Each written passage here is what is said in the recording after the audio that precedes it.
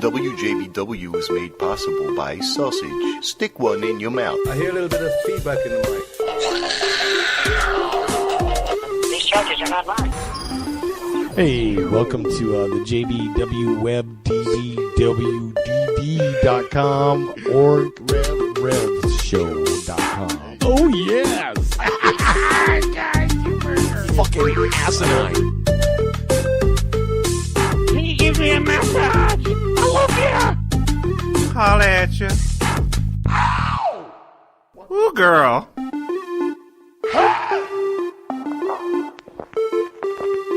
Seriously. Hello, Papa. Some shit like that. You gotta do the Rocky Mountain ride. Oh, yeah. Fuck with. Boy. Everybody get the Rocky Mountain ride.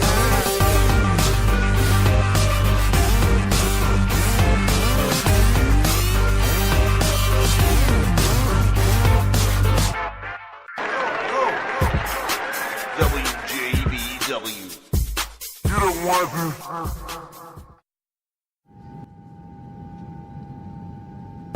We thank you for flying WJBW Airlines. This flight has been delayed. A naked man running down the runway, so don't look out the window and try to take pictures. Be sure to unbuckle your buckles, whether they're part of the seat or not. What's up? Welcome back. WJBW Network's always proud to present the JB Rev Show this week. We took last week off, so this week we're back in studio doing some fun stuff. We have a great in-studio friend and guest, Tony Mauss, Anthony Mauss. You may know him. We're going to talk with him. There's a badass crowdfunding kind of a legend Orlando mural that will be created, and we'll talk about that a little bit more. Get a little personal. 8 o'clock hour. I think we're going to get a call in from P. Taylor Hodges, who is frontman of Rose Shadows. And that was in Orlando. Yeah, Shadows. An Orlando band. Legend, you know, but they were very kind of rocky, because you remember back in the 80s and 90s, well, hard rock. Kind of like, from, you say they're from Colorado? Like Rocky? No, that's not right. No, that's Rocky. That's not What it. kind of genre is that? You know, Sabbath meets, Kiss meets Poison. Like, that's Rocky. That's glammy. So, at any rate, welcome to the show. It's 407-906-9328 if you want to give us a ring during this open session here. We've got music going. We're going to go right to our good friend Tony over there. Yeah. Let's get right to it. Yeah, Let's do it. Make it happen. Do it. Seriously. This is how So it sounds. welcome. You're in our. Well, we'll let that music run out. Run that down. Okay, run that down. And you posted this on Facebook right now, right? So, yes, I did. And I did too. And, housekeeping question that I for need to the do episode. that. I'm just making we sure. have a radio pro here, of course. Very indeed. known for some. I'm very after excited hours. to have Tony in studio with us. Yeah. I'm a long-term amateur. Well, so, after dude, hours. You're a pro. I never got paid. You're a pro So, that doesn't get paid. That's right. what it is. I never got Hey, paid. Because you're like, I can't take your money. Right. Are you serious? This is what I do at home anyway. I just sit in a room and play records and talk about them. Yeah, To that's myself. awesome. Oh, okay. No, I do, really. That's scary. No, Yeah. that's You're good. scaring me right now.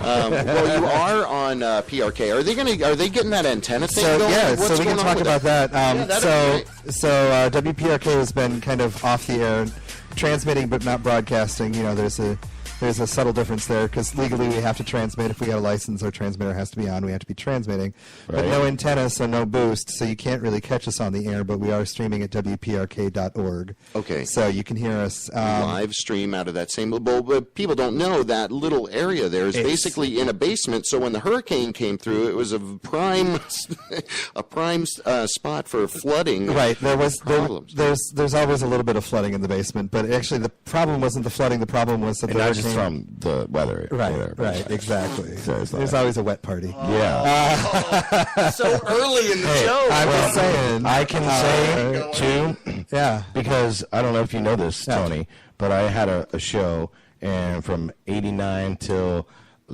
early 91 or late 90 Right. At PRK. Right in the prime noise of it all, right? Yeah. Yeah. And my show was Saturday nights, midnight till 3. Yeah, the best time, man. which we had Remark on. Yeah. Remarkable. We had him as a guest a few weeks ago. About he a week was ago. just in town. Yeah. Yeah, and he just got married in London. yes. Yeah. Congratulations, Yeah, Mark. He congratulations. listens to this. Yeah. Like he was a guest, and but what I was getting to is he didn't realize because he was an actual student at Rollins. Did you ever go to Rollins? I did not go to Rollins. So neither did I. And I had this show on Saturday nights, prime time, midnight to 3. Right. So it was awesome. Yeah. And and then all of a sudden, program director comes to me and he's like, "Hey, your show's gone." What? And he's like, Come on now. unless you want to do like Wednesday mornings from like 3 till 5. And you're like, that makes no sense. Yeah. So I was like, no, thanks. So then Remark had his show Saturday nights for several years. Anyways, what I'm saying is I have rich history with PRK. Yeah, I will say though, if you want to listen Wednesday nights 3 to 5, there's actually a great show called Adventures with the Pop Omnivore. My friend, the Pop Omnivore, does that show. It's genius. Wow. So if you find yourself awake at 3 a.m. on Wednesday, that's good. you can tune in to WPRK at WPRK.org right now, normally at 91.5 FM. Right. And then following him is Stuck in the 80s or Thereabouts with DJ Rufus. Wow. Which is also a great show. So. Awesome. So since we're talking about PRK so much, there's also Tuesdays. Yes. The Homo Happy Hour. Homo Happy Hour, 4 to 5, Yep. gay things, talking about gay things. I walked onto the show probably 3 months ago already now. Right. And I was just, it is what it is. It's kind of just catty things, talking about catty things. Now, remember what I said earlier? Yes. Okay. Yeah. We're not going to go. We're not going to go there. So, just trying to make the show a little bit more political, Right. a little less kind of about RuPaul's Drag Race and American Horror Story. Okay. Which is fine. But how about comedy? Do you guys do you laugh a lot? on that show? We do laugh a lot, and we you? eat a lot. Yeah. So remember, I said there's something I want to bring up. Okay. I would like to propose this. Okay. Okay. Because I'd like to come on as a guest, as a character. As a character? Just as a character. I'd have to talk to the actual Would you? show. Yes. I mean, I do such If it was great. if it was my show, I would character. totally be like, of course. just remember, And he will not maybe get out of character. Right. I won't. I know. I'll get so in All the way character. I will make through that the actual act itself. basement wet. Right. Old school. Right. Exactly. He's a method actor when Seriously. Yeah. Well, because it's like the old joke. Are you familiar with this joke? I got a joke for you. I got a joke And for we're you. completely uncensored, so this is going to be offensive. So Okay, fair warning. please. All right. I swear to God, So- if you offend me, bitch, I will scratch your fucking eyes out. I won't swear to offend God. you. It's really puerile. It's really juvenile, and I love Awesome. it. So these two guys are going at it, right? And they're just going at it. They're hot and heavy, and the doorbell rings, right? And the guy on the bottom's like, "Hey, don't stop, no, like, Don't stop. right?" until you get enough. Right. And the guy's like, all right, fine. Goes away, comes back, the door, knock on the door again, and they're going at it. And he's like, don't stop, I'm really close. And he's like, no, I have to go answer the door. And the guy's like, no, don't. He's like, here, I'm just going to pull out. I'm going to go answer the door. We'll finish when I get back, right? He's like, don't come. Just don't come. Don't finish. I'll be back in a minute, right? So he goes to the door, and he comes back, and the walls are just covered in cum, right? And he's like, man, I told you not to come. He's like, oh, I didn't come, but I did fart. But right? How, like, 6th grade horrible is that joke? That reminds me of my class. That did not deserve a laugh track. Okay. But I love it. Because I just love it because it's so bad. So I just got a message that our mics could be a little clearer. Someone that's listening outside. It's that apparently our mics could be clear. But What does I'm that going to be a mean? little bit of It means I'm on top of my mic a little bit too much. Oh, what does that mean? I don't know. Mics could be What does that- clearer? I guess. I might be mumbling Is a it little. no? But is it coming through like It's coming. staticky? That's What's our that's listeners so telling? gay. So how do you know when your roommate is gay? How? When his dick tastes like shit. Oh my God. That's one of my old school ones. And my other old school one is there's like, a bunch of guys in their jacuzzi, and all of a sudden comes floats to the top. Yeah. And they're like, okay, who farted? Right. That's right. So it's kind of like you. How do you quadruple the seating in a gay bar? You pull up a stool. You flip the bar stools over. Yeah. Cool, That's, Come on. Right. Stupid. Yeah. Right. I mean, exactly. Like 6th grade. Let me tell you something about this is because when did you come to Orlando? I came to Orlando in '99. All right, so right as everything collapsed. So I'm sure you've heard of this legendary spot. It was kind of in a compound, a gay compound, right off of OBT and I-4. and one of them was called the loading dock. Oh yeah, I've heard of the loading dock. Yeah. Okay, so check this out. So I when I first, when when you're in your adolescence and the whole experimental, like Everything's does fun. it. Yeah, right. Yeah. You're figuring out who you are as a person. Yeah. So I had a good friend who was trying to figure. He knew who he was. Right. He was trying to help me try to figure out who I might be. Yeah. So we went to the loading dock, and dude, I was 16 years old. Belly of the beast, right there. Yeah, he was like 17, but he was a big guy. So it was like, oh, that's a call. Someone's calling in. Are they live right now? Hello. Oh, Go ahead with your story. Okay. So this is, I can't make this shit up. No. So we go in there, and it's the first time, like, he's like, oh, I know this bar we can go to and actually drink. And I'm like, oh, fuck.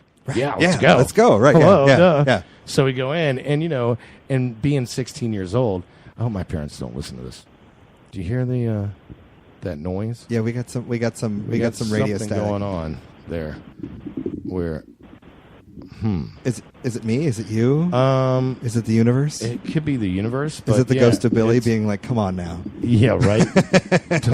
Jerry, don't bring that up. In any event, yeah, that's really loud. Hey, JB. Hey, we'll just pretend like we're AM radio. How's that? Oh, there we go. As long as we keep talking, so we're getting there's a noise in the background there, JB, who walked away for a minute. You might want to. Oh, and now it's gone. And now it's gone. You just came. Right. It was you. All right. Was it me? Yeah. So back to the loading dock. So you're at the loading what's dock, which is happening? hysterical. So you're at the loading dock at 16 years old, which is great. Okay. And let me tell you something. At 16, by the way, I was already out of school. By 15, I dropped out of school. Right. Been expelled from Oviedo High School. Went to a private school, and then they didn't invite me back. So I got my GED when I was 15 years old. So you're done. So you're done. I was pretty much in my adulthood, right, if you will. Sure. In any event, so we go in the bar. I'm like, yeah, let's go drink, have some beers, and we go in there. And I'm thinking nothing. And as I'm at the bar, and do you remember a shot called Night Train? Do they still do that? Not that I'm aware of, but I've never been a liquor drinker. So well, it's not liquor because loading dock at the time was only beer and wine. Okay. So this particular shot called Night Train, I don't know what it was, but was it just a shot of Night Train? Maybe. Right. I don't know. I haven't done one since. Okay. Because this is very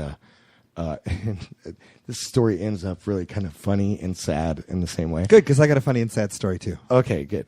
So you don't mind hearing this, right? I don't mind at all. Keep going. Because this is kind of where I was realized the difference between straight and gay, right? And also the way my aunt brought me up. She was a lesbian, and she heard me use the word gay, and she's like, "You can't do that," and right. I was like, so put that word back in your mouth. Yeah, I'm very far advanced as far as my bringing up. Any event, so we're at loading dock. Sitting at the bar, we do a shot of Night Train. We're drinking beer, and I'm like, oh man, this is awesome. And I, have no idea. And then I'm looking around because I'm 16. Right. Don't realize what a bar is really like, but it's all men. Right. Wearing leather. Right. Yeah. And then all of a sudden, it's a heavy scene. Yeah. Yeah. And then I start just looking around and and then I see guys kissing. Right. And then they got these pictures on the wall that very extreme, triple X rated pictures. Very explicit. Framed. Right. Yeah. Yeah. So I was just like, whoa. I'm like, dude, what's going on? And I'm also feeling the effects of the alcohol. Right. I'm like, dude, what's going on? And he's NyQuil. all thinking, hey, yeah, what's going on? Right. It's like, and the whole premise, by the way, which I didn't lead up to, is that I'm spending the night over at his house with permission from my parents, So it was like, you're finding yourself in positions, and if you actually, will, now that I you're not really comfortable with. And now that I just say that, I was contest. actually younger because at 16 I was not living with my parents. So this was when I was 15 years old. Right. So okay. Well, thank you. Well, wait. No, this goes. No, this is fine. Yeah, good. This is going somewhere. Yeah. And actually, you're enjoying this, right? I'm This is a enjoying good the story greatly. It's all about a good story. I'm enjoying JB. the idea of you at the loading dock. That's the place. That's the entree that he decided to give you was the loading dock. Dude. Welcome. Not like the easiest place to be at. Not at all. It was. I mean, that was the hardcore place to be. It was the BDSM leather bar. Yeah, it was. Yeah, the LF bar, if you will. Yeah, because I'm not, an F, so I can't say the F. Right. But it was totally that way. And I mean, with the mustaches. Yeah. And this is also in the 80s. Yeah. because I like was full that, Tom of Finland, leather scene, bondage. It was Frankie Daddy, Goes to Sir, Hollywood. right, yeah, totally, all over 100%. the place. It was like and it was Right. I was like, I you was want to try to mesmerized. learn to drive? Here's a NASCAR. Exactly. Yeah. I gotcha. Right. Okay. So, and I know my wife is listening, and I kind of hate to share this, but Wow. it is, it's part of my past, Wow. and it kind of taught me a lot. So, I'm feeling the effects of the alcohol, and I'm like, oh my God, get me the fuck out of here. What is this? And he's like, well, this is the only place we could go and drink. Right. And I'm like, okay, well, whatever, let's get out of here. So we go, and he lived in Oviedo, by the way.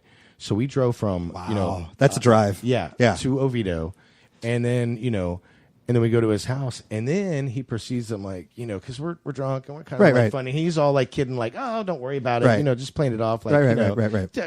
giggle, Right. So and now saying this out loud, I'm like, oh my God, it was kind of predatory, Right, a little right, bit, yeah. Okay. but he was only a year older than me.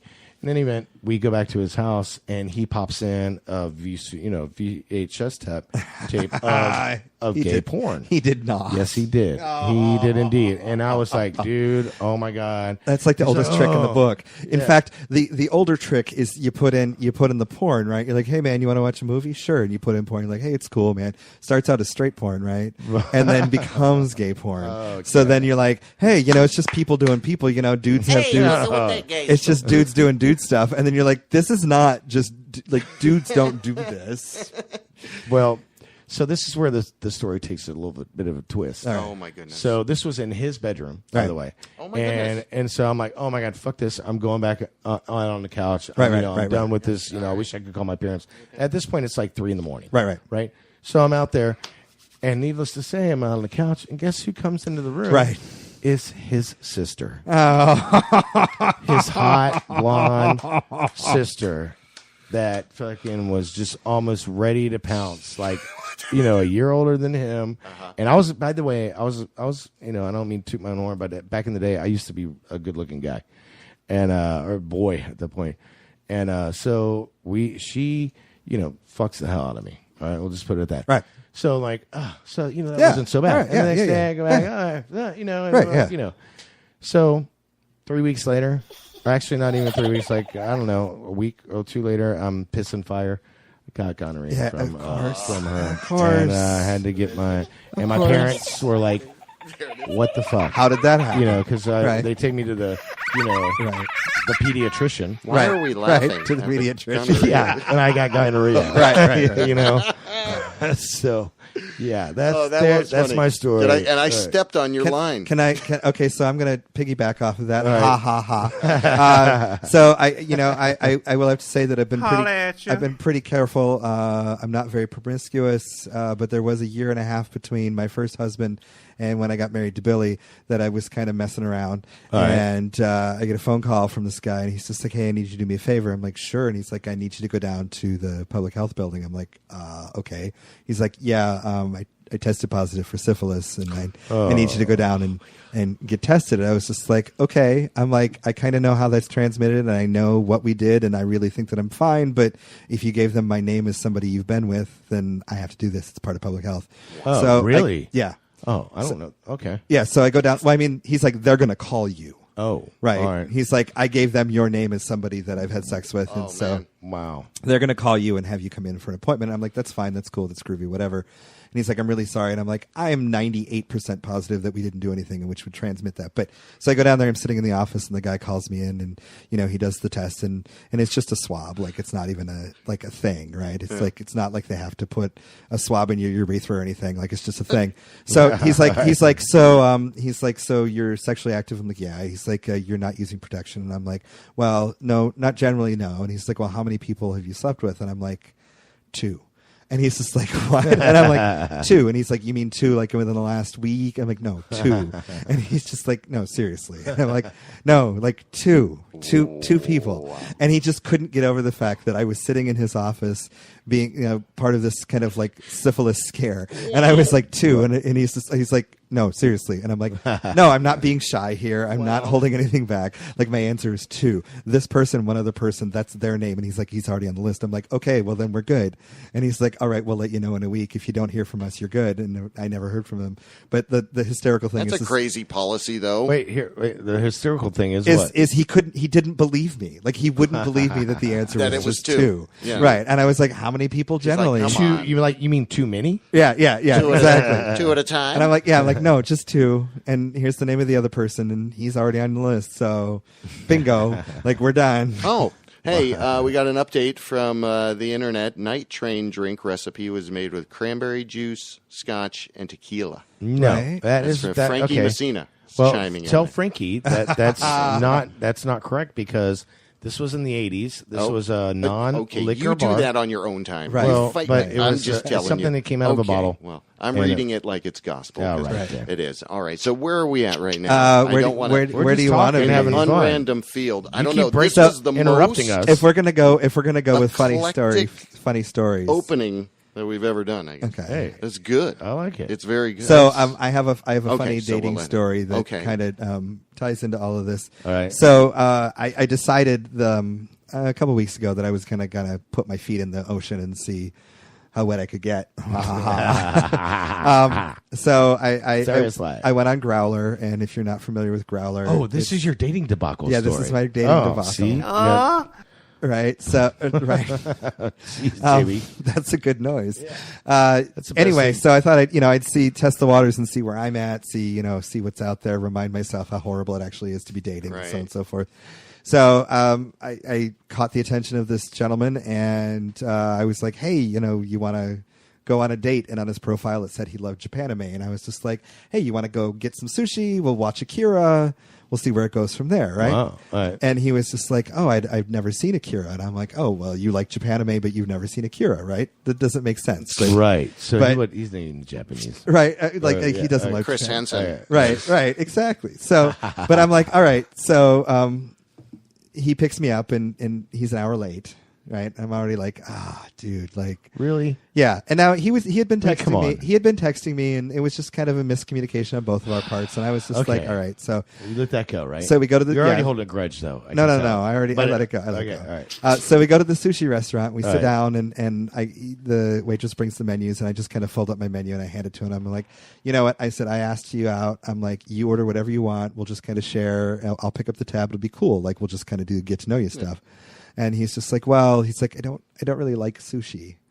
And I'm like, okay. So then why did you agree to go to sushi with? But I didn't say that, right? I'm Okay. still just like, ugh, like if this is what dating is, I'm already kind of disappointed. But right, exactly. So he orders like udon noodles, and I order some sushi, and we're sitting there talking, and it turns out that he's 21. All right. 20. I'm 45. Ooh. I'm 2 years older than his parents. It could be, yeah, exactly. Right. I'm just like, Yeah. okay, all right. Well, that's not going to be weird. Like, it's No, that's weird. whatever. Yeah. That's already weird. Right. Like, and whole even the generation whole of- restaurant staff is already like, okay, is this a whole other person in between. It is a whole other person. is the That's what father, it is. or Right. are they on a date? Right. Well, to be fair, I have a baby face, and Yeah. You don't look. And you look much But I don't look taller 20. in person than you Right. do on TV or Right. any other time Exactly. that you've been seen before. I'm usually you sitting keep down. like getting taller every time someone sees you. It I'm always feels sitting like- down. I'm a lazy person. So we're at the sushi restaurant. He orders noodles. He has like 2 bites, and then like he's done. Right? He's like not eating anymore. And I'm just like, come on, dude. Like, you're a big guy. You're 6'2". You're 250. Like, don't pretend you don't eat. Right? Like, so I'm like, all right. So Wow, yeah, that's kind of weird. maybe he's not eating in preparation for later things or I think whatever. it's a I cop. don't know. It's a cop, Right? isn't it? It's totally a cop. Right? Is it really? No, it's not. Oh my god! I was like, oh Okay. wow, the fucking. Well, Right. we're going to cut to a song for this cliffhanger. We'll be right back. No, I'm just kidding. Anyway, so we get done with the meal, and I'm like, all right, whatever. That didn't go that great, but let's go back to the house and watch the movie. And he's just like, okay, yeah. Yeah. So we get back to the house. I put the movie on, and it's Akira, right? It's Right. Blade Runner on steroids. It's ultra violent. It's dark. It's Right. Japanime, right? Yeah, and it's like the most classic. It's kind of Right. like, yeah. Okay. So Okay. we're watching it, and I can tell that he is kind of half not interested, half horrified by this, right? Wow. Okay. And I'm just like, you're not enjoying this. We can put something else on. I really thought that you like some gay porn, right? No, this is not the direction I'm taking it. Start with straight porn, right? And then you move on to gay porn, right? No, so I'm just like, hey, we can watch something else. He's like, no. He's like, I don't really know what's going on, but it's kind of interesting. Do you mind if I ask you what's his ethnicity? He's just a big white dude. Big white. Okay. All right. Okay. You said 6 right. help. Oh, we 6'2". got a text. Somebody's 6'2". offended. He's offended. I'm just Whatever. kidding. He's offended by I'm what? joking. I'm just joking. Okay. I haven't That's said anything the state offensive of the world yet. today. Oh, you called somebody And white. then he farted Okay. and he covered your whole wall with cum. Right. Oh, anyway. Jesus, that is the worst state ever. Oh, So- that was that guy. You told us that. Right, I did. I told that joke. That Okay. wasn't actually a joke. It actually happened. No. So anyway, he's so working up to. he agrees to continue watching the movie, right? So we're watching the movie, and I'm sitting on one side of the couch, and he's sitting on the other, and I'm just like, all right, so we're just watching a movie. That's fine. The next thing I know, I hear him snoring. Snort like. And I'm like, all right. So I turn the movie off, right?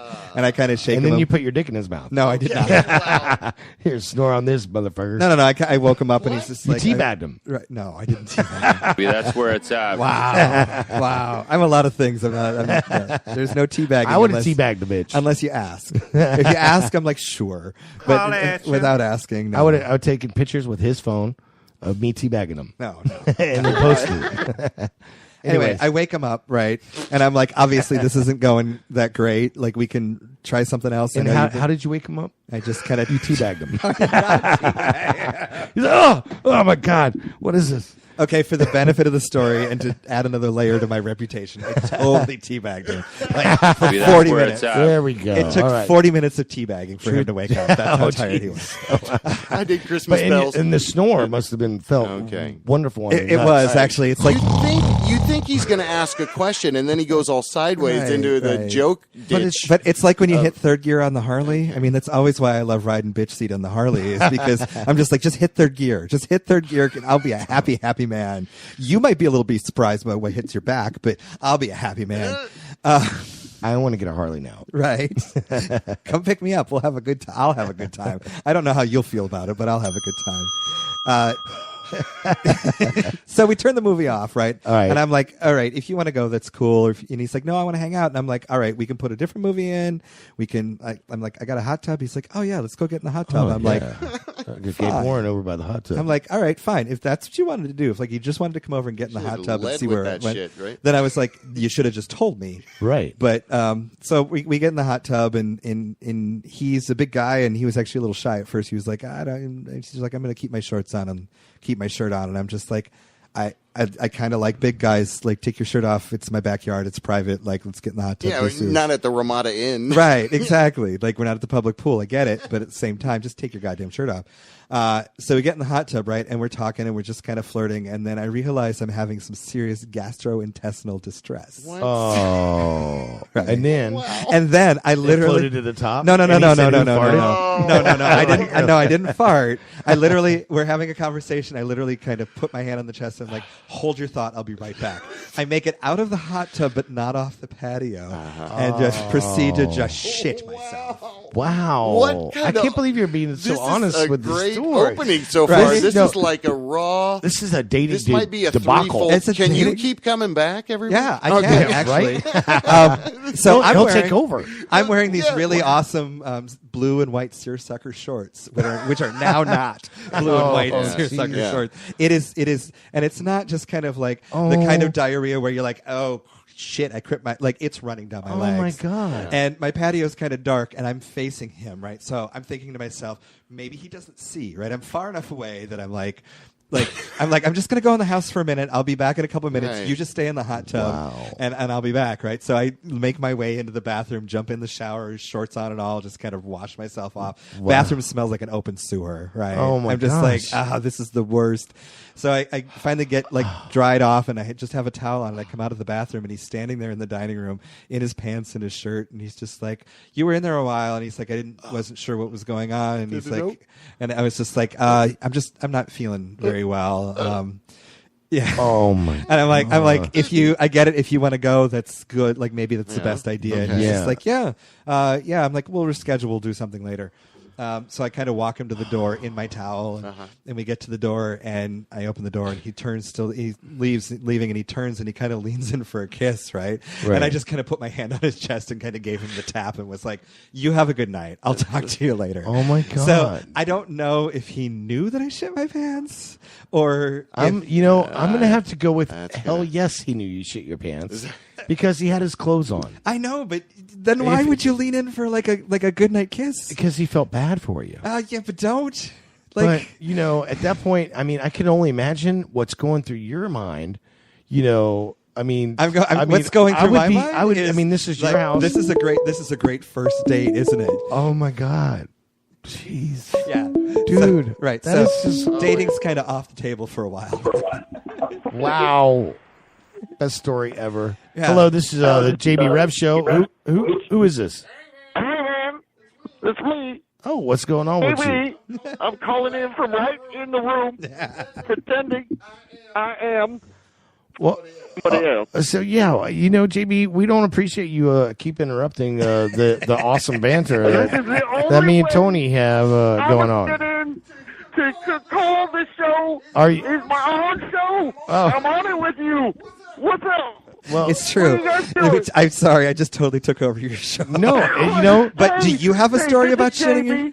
I do the show every Tuesday. Do you have a story about shitting yourself on a date? Because I do. Oh my God! And hey, go ahead and get off that, JB. Come up to the mic. But Tony, man, this is awesome, dude. I love it. And JB, yeah.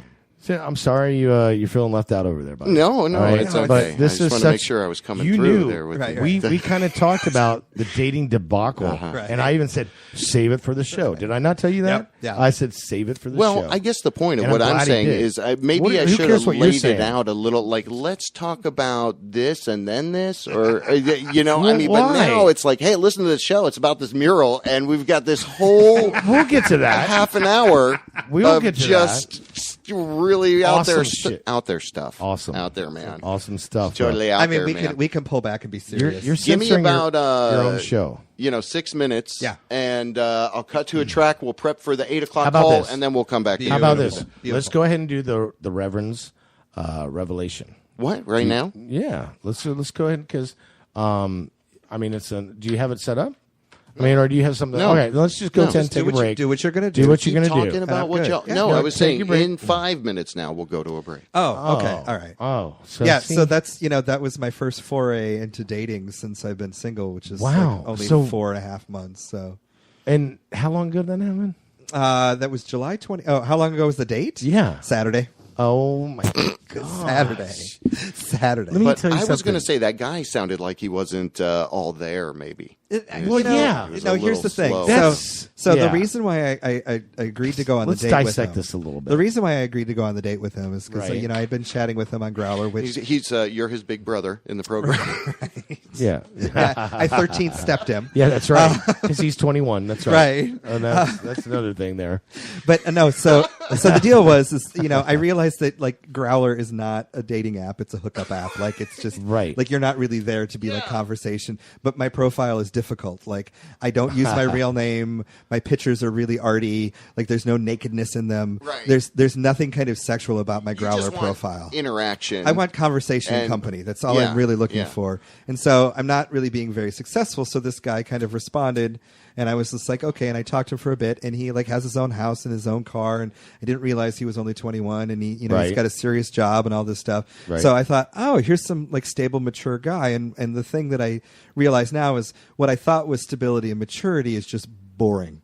Like he's just a boring person. Well, Which I feel bad saying because he's a nice enough guy, but at the same time, if you're Yeah. going to say you like Japanime, and I say let's watch Akira, and then all and of a you sudden don't know what's going on. And Right. yeah, and that's another red flag too with the whole, restaurant debacle. Why are you saying sure? Let's go for sushi if you don't like sushi. Why don't you say like what? That sounds because good, he's but- just like if that's gonna make Okay, me fuck all you, right, picture sure. pages. We just went over all this. all right. Okay. I'm just saying. Reading Well, Rainbow. to bring up, I'm glad you Right. brought up Growler because JB's profile on there is Yeah. crazy. Is it? I mean, his is more difficult than I think yours probably. I mean, Are you one of those guys that just has a shot of their belly button? yeah, I think And it's just and it's like So and you've there's seen it. no information I on it. have It's just a shot of your profiles. belly button. Yeah, and then it's it's just like Right. and all you do is just be like hot now, and you're like or like I want to suck it, and then you're like what? This- obviously he's seen your profile Right. on Growler.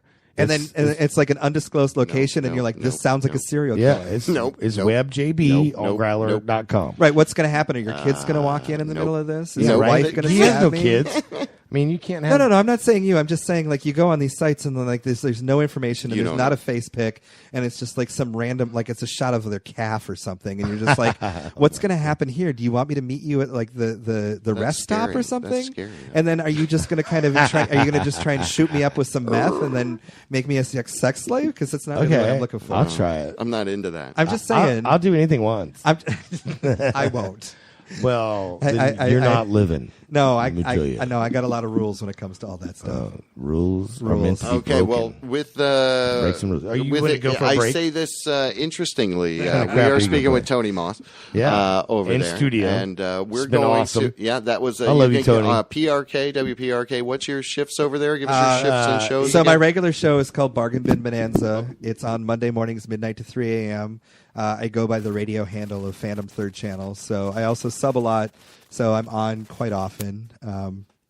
But Right. if you want, you could go to my Facebook page and Anthony Mauss at Facebook. You Yeah. could go to my Instagram, which is Jackson Pickett at Instagram. Yeah, what's with the Jackson Pickett? I don't know. So originally, like my whole approach to Facebook and social media is the Right. idea that we're all just playing with identity, right? Okay. Like we're all just curating our own identities. There And you so everything on my Facebook page was false, was fake, right? Right, My name okay. was fake, my age is fake, my birthday's fake, everything is fake, right? Right, okay. And obviously so. Like for example, where I went to high school was the Red Guard. I graduated from college from the Situationist International. I'm like, so I've been to that school. right, exactly. And so everything was fine. Like Facebook didn't catch me or nobody reported me, right? I was just Jackson Pickett Burnside, which is a reference to Auntie Mame. That's where I'm getting at. Right. Reference to what? Auntie Mame, the movie Okay. Auntie Mame. Okay.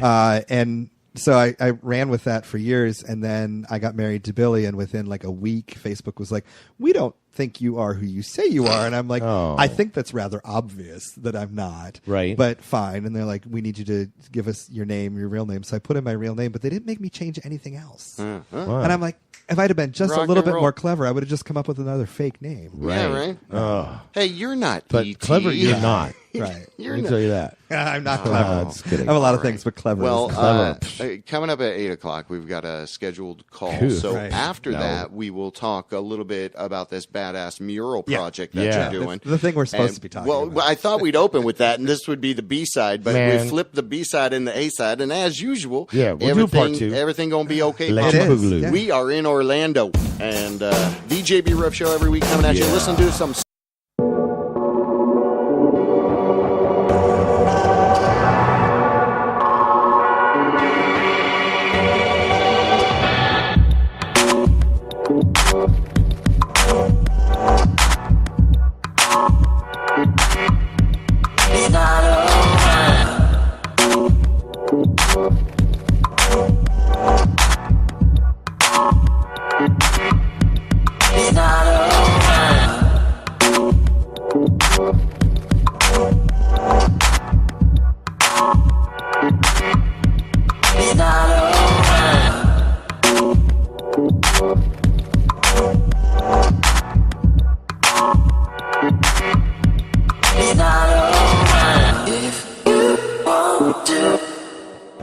Get with me.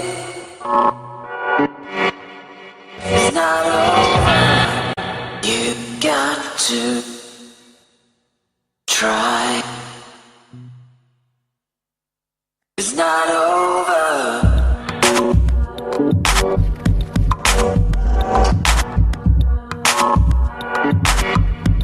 It's not over.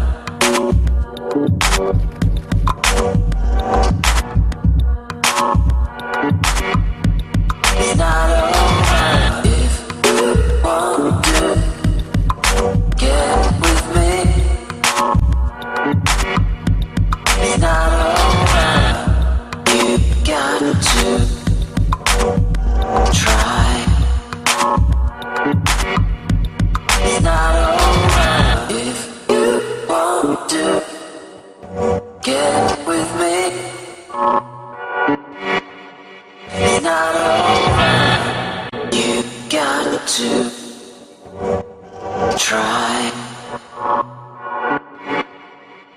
not over. It's not over. It's not over. It's not over. It's not over. If you want to get with me, it's not over. You got to try. It's not over.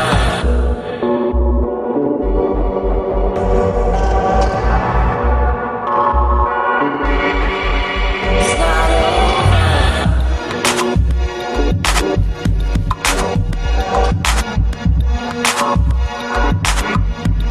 It's not over.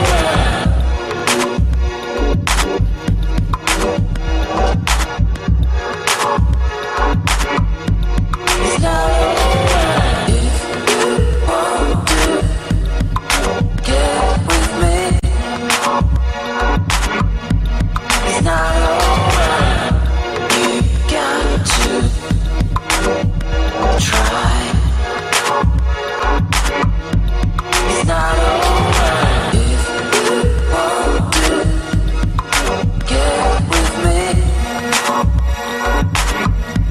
it's not over. You got to try. It's not over.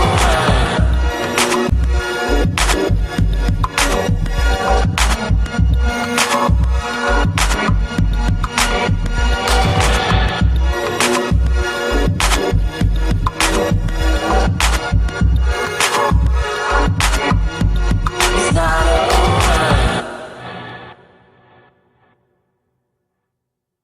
WJBW, Orlando, Florida.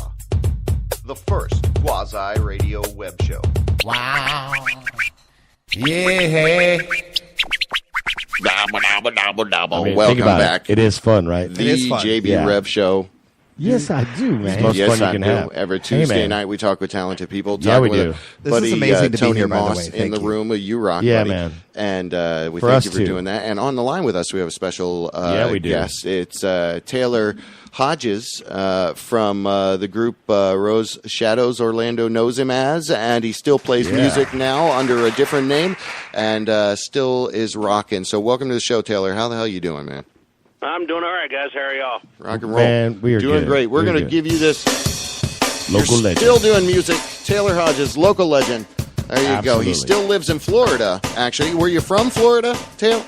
Yeah, my family's been in Florida since the 1820s. So yeah, I'm from Florida. Wow. All right. That's like 5 generations I'm a little, Floridian. so right we there. better watch what we Yeah, do pretty here. There's things named after family members, right? Taylor, there's a helicopter coming in right now. Oh, no.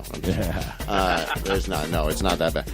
Welcome to the show. It's Taylor Hodges. Been rocking, like I said, for over 20 years, and grateful to have you on the line with us, buddy. How the hell you doing? Thanks for coming in here, and we're gonna learn a heck of a lot about you. So thank you, and how the hell you doing? I'm doing all right. Living the quiet life up here in North Florida. So Yeah, that's good.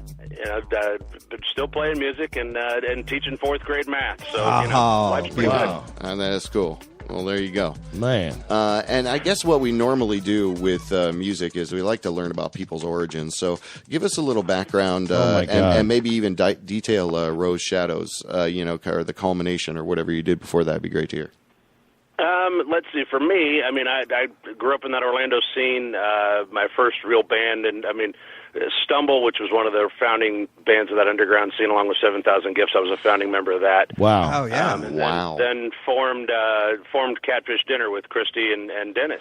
Okay. Okay. And we were kind of like a country punk band back then. Yeah. And then Dino and Perry had been in Noise for the Needy together. And left that and started Rose Shadows, and actually Koss, the bass player from the Ludes, who were playing with Friday Jeff night, Dolan. Yeah. was the original bass player for Rose Shadows. Oh, okay. Awesome. So yeah, it's kind of like we all know each other. We all knew each other since we were kids, basically. Right. And so they started that. we all knew each other. Then I became friends with Dino, and after Catfish Dinner had split, and told him, hey, I'd like to join your band, and ended up joining as the rhythm guitar player. Then Jeff Chaney, who was in the Bully Boys, moved back to California and played bass with us for a while.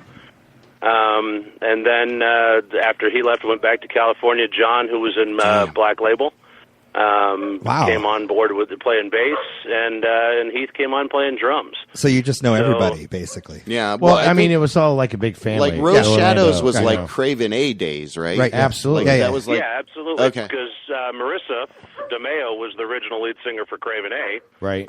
and Dino and Marissa were dating at the time. Okay. So he's giving So- his dog So, yeah, a we beer. played- Hold on, this played is with our them. sponsor, Dog Beer. Are you being interrupted by your dog? Give that dog a beer. All right, back to Taylor Hodges. So yeah, thanks for using our sponsor, Dog Beer. That was a good job. So how did this reunion so show now come these about? guys are like, wow, this guy's history. Yeah, and that's what I'm saying. It's amazing. I actually knew this because this is back in like. and Catfish Dinner's back together, by the way. We okay. play all the time that's down cool. in Central Florida. We just played the DeLand Original Music Festival. Very cool. We'll be playing the Main Street Live Festival in Daytona Beach in February. So, Nice. when I moved back to Florida, Christy and I decided to put that back together. We're no longer a country band. We're an acoustic country band that is really foul-mouthed and dirty. So Nice. So we're still maintaining some of our punk rock sensibilities, but doing it doing traditional country our way. So Sweet. But you asked about the reunion show. Yeah. So how did that come about?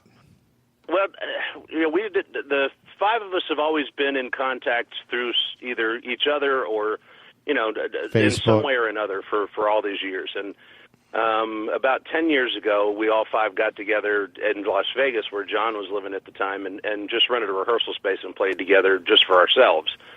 And I never thought we'd, probably do it again. And then about 2 months ago, Bev, who was one of the bartenders at Visage, Yeah. I remember who's Bev. a fan of the band and basically almost like the sixth member of the band, Yeah.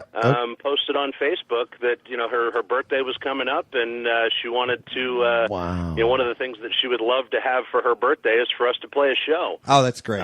That is awesome. So I made a comment on it and tagged the rest of the guys and said, "Hey guys, can we do this for Bev's birthday?" And everybody fired in and said, "Yeah, let's do it." Oh, that's So great. when I say I know Bev, I mean I really, I'm not just saying yeah. I mean Bev was an awesome bartender there. And are you going to the Visage reunion coming up this weekend, this Saturday night? Unfortunately, I can't. I Are live you? just south of the You Georgia should. border, north of Tallahassee. So Okay. Orlando's It's a drive. Orlando's kind of a haul. Right. I got you. No worries. But yeah, that is just so our listeners know as well. The Visage reunion is at Independent Bar this Saturday. Yeah. And yeah, Paul Vane, And the then original DJ. Next week, go see Rose Shadows, Will's Pub. Absolutely. There you go. Yeah. There's no doubt. Yeah, so we can keep the Visage memories rolling. For There an you entire go. week. Yeah. See how that goes? Yeah, it's awesome. All right, good talk. Talking with Taylor Hodges of the group Rose Shadows, and I appreciate that background history too. I mean, any more you want to drill into that, because we love Orlando, and Orlando's a very open, giving, caring culture, community culture. So Orlando has an amazing support. It really team. is. It really Yeah. is. Yeah. So yeah, in saying that, could you even testify? Hey, back in the day, can you? I'm asking, can you testify that Well, even the back great in the thing day? about the old Orlando scene was like the old Faith and Physics days. Oh my God, John Gardner. Right. was there were so many different. There were a lot of different local bands playing original music. Yeah. but none of us were the same. Right. You know, I Right. mean, it was all different genres, all different styles. I mean, but yet we all went to everybody's shows. We all supported each other. I mean, you had bands like, Target Earth, and you had Slow. Catfish Dinner, and you had Noise for the Needy, and you had Stumble, which became the Green Today, and you know what I mean. You had 7,000 Gifts, and Jeez. you had all these different bands playing all different types of music, and everybody was there for everybody. Right. And it was just such a really cool time because Yeah. nobody cared what the music was as long as it was original and you were doing your own thing. So Right, that was before I got to Orlando in '99, right about the time that they shut down the rave scene. But so it just as far as timeline goes, because like I got here and it was like Precious and Gargamel was in the scene and Cow and like all of those bands. This was before then. Yeah. Yeah, this is like going back mid-80s. to Okay. good Lord, Marty, Ken, Paul, and I, because Marty went on to be Like in 84, Naomi's Hair. 85. Bass player. Naomi's Hair. We started Stumble, good Lord, 1983, 84. Okay. All right. Yeah. And then I joined Rose Shadows in late 86 It's a or early Braille 87. closet, right? Yeah, So, Braille closet. we're talking early to mid 80s. Craven A. That was Craven A, right there, 87, 88, somewhere around in that area. right, and Slow, right? So at that point, actually, I went to high school with Dave Minshew. So Yeah, okay. Yeah, we've had him in here. Yeah, we That's have great. with Jim Faraday. With Jim. Yeah. And of course, you know who Jim is. I mean, to tell you how small that whole scene was. I mean, Bobby Coble, who was in Death and still plays all the time. Right. Yeah. I went Death. to high school with him. I went to high school with Ken Okay. Andrews from Obituary. Wow. I mean, we all everybody knew each other. Right. I mean, it was really Orlando back in the mid '80s, early '80s was still kind of a small town. Right. But you know what? So I just got to say, because, just how the community was back then, I feel that community has continued as far as, the bands always kind of stay, true to themselves. I mean, it just carries on. And that's something that we love so much about Orlando. Yeah, and that's why why- we do this. And it's, showing reason. history of, where it all started with, with you and what you guys were doing. I agree. yeah, because I mean, before that, people don't realize this. Back in the late '60s, Orlando was a huge garage band town. A lot of great '60s garage bands came out of there, but then in the '70s, it all kind of died off, and then that local underground scene got started up again in the early '80s. There, Right. Good Well- Lord, there was the Field Trips. John David Baldridge, the Sleeping Arrangements. I mean, there was all these great bands. Yeah. I think some of them are So still actually, here. We're going to cover a Field Trip song and a John David Wow. Baldridge song. Oh, on the that's show, awesome. So. That'll be great. And that's, I think, the 15th out there, Will's Pub. Yeah. December 15th. It's the Rose Shadows reunion show on the line with Todd. Taylor Hodges. Taylor Hodges. Yeah, do people just accidentally call you Todd? Ever? That's No. like, oh, hey, Well, no, my oldest son is Todd. named Tyler, so you want to talk about confusing the Oh, hell out of me. yeah. Taylor. Yeah. Taylor, Tyler, wow. Well, Taylor told me this trailer was owned by a sailor. What, sir? Anyway, all right. Well, I appreciate you, being able to call in and talk with us, because all of those names you were saying, kind of evoked a little bit of nostalgia for us, and I think for our listening audience too, it kind of helps you understand that, yeah, there was you, but there was somebody before you, and this community is special, and it should go on, and it can only go on when others of the next generation keep giving. So, That's right. Oh, absolutely. Yeah. And the other thing people like, one of the clubs that we used to play at was Jim Faraday was the manager. It was, what was it, Sleep Out Louie's there on Lee Road. Yeah, that's right. Which was a converted Chuck E. Cheese, and it was the strangest club, because it was a family Italian restaurant in the front. Yeah, then in the back was the bar, and so you'd have all these families having dinner with their kids, and in the back room, the Butthole Surfers are on stage, Oh, or Who's wow. on Oh, that's stage, or beautiful. something And like that's that. no lie. So it was like Yeah. the strangest thing. This is the same location that I think as where Cyberzone was, right there off. If you got off on Lee Road, and now it's an Asian buffet place. Yeah, that's exactly right. That building is Yeah, still it's up standing. there. It's an Asian buffet now, Get off Taylor. the interstate and head, what is that, north, and it's up there on the right-hand side. Exactly. It is. Yeah. Yep. Cyberzone. Yep. It was still there when I moved here in '99, but at Yep. that point, even it was just like, you don't go there. Yeah. Yeah, it was really just a stop. Well, People what's it would called? pull Was in. up Before the road, that it was- JJ Whispers J.J. or whatever Whispers was was right across up that. Addison or something. And before it Anyway. was Okay. Cyberzone, it was called the Breakfast Club, which was a bottle club. No. That you could go. But J.J. Whispers was there right near where Sam Ash Music. That Right. Exactly, plaza yeah, they yeah. just In that tore plaza, down. yeah. It was right in there. Exactly. Yeah. We And then know our Sleep Out geography. Louie's was farther up the road on the right-hand side. Yeah, there you yeah. go. All right. Yeah, that whole plaza is now like a neighborhood, Walmart neighborhood market. Yeah, that's where we like to go and pick up the young Asian ladies. Wow. Well, I'm still down there quite a bit because I bet Christy, you are. The bass Those player Asian for ladies. Captain Sinner, she lives in Orlando still. Right. And Joel, our guitar player, lives in DeLand, so I'm down there all the time. Right. So I see what's going on with the place. I see what's going on with that place. I know what's happening. So you mentioned a number of places to play. You know, Orlando was still a bit of a cow town then, right? Oh yeah. Oh yeah, it was still. I mean, I moved there in '79, and Orlando was still kind of a sleepy little town. Yeah. So as far as like, you know, obviously there were venues to play, and there was enough support for the scene. Oh, you're gonna lose your mind. But my question is like, how was that scene kind of?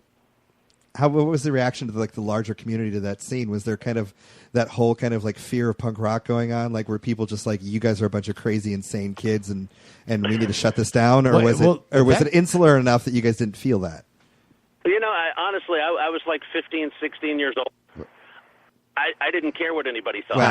You know what I mean? So I don't know what the public at large thought of it. To tell you the God's honest truth.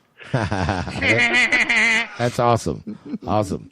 Great question, by the way, over there, Tony.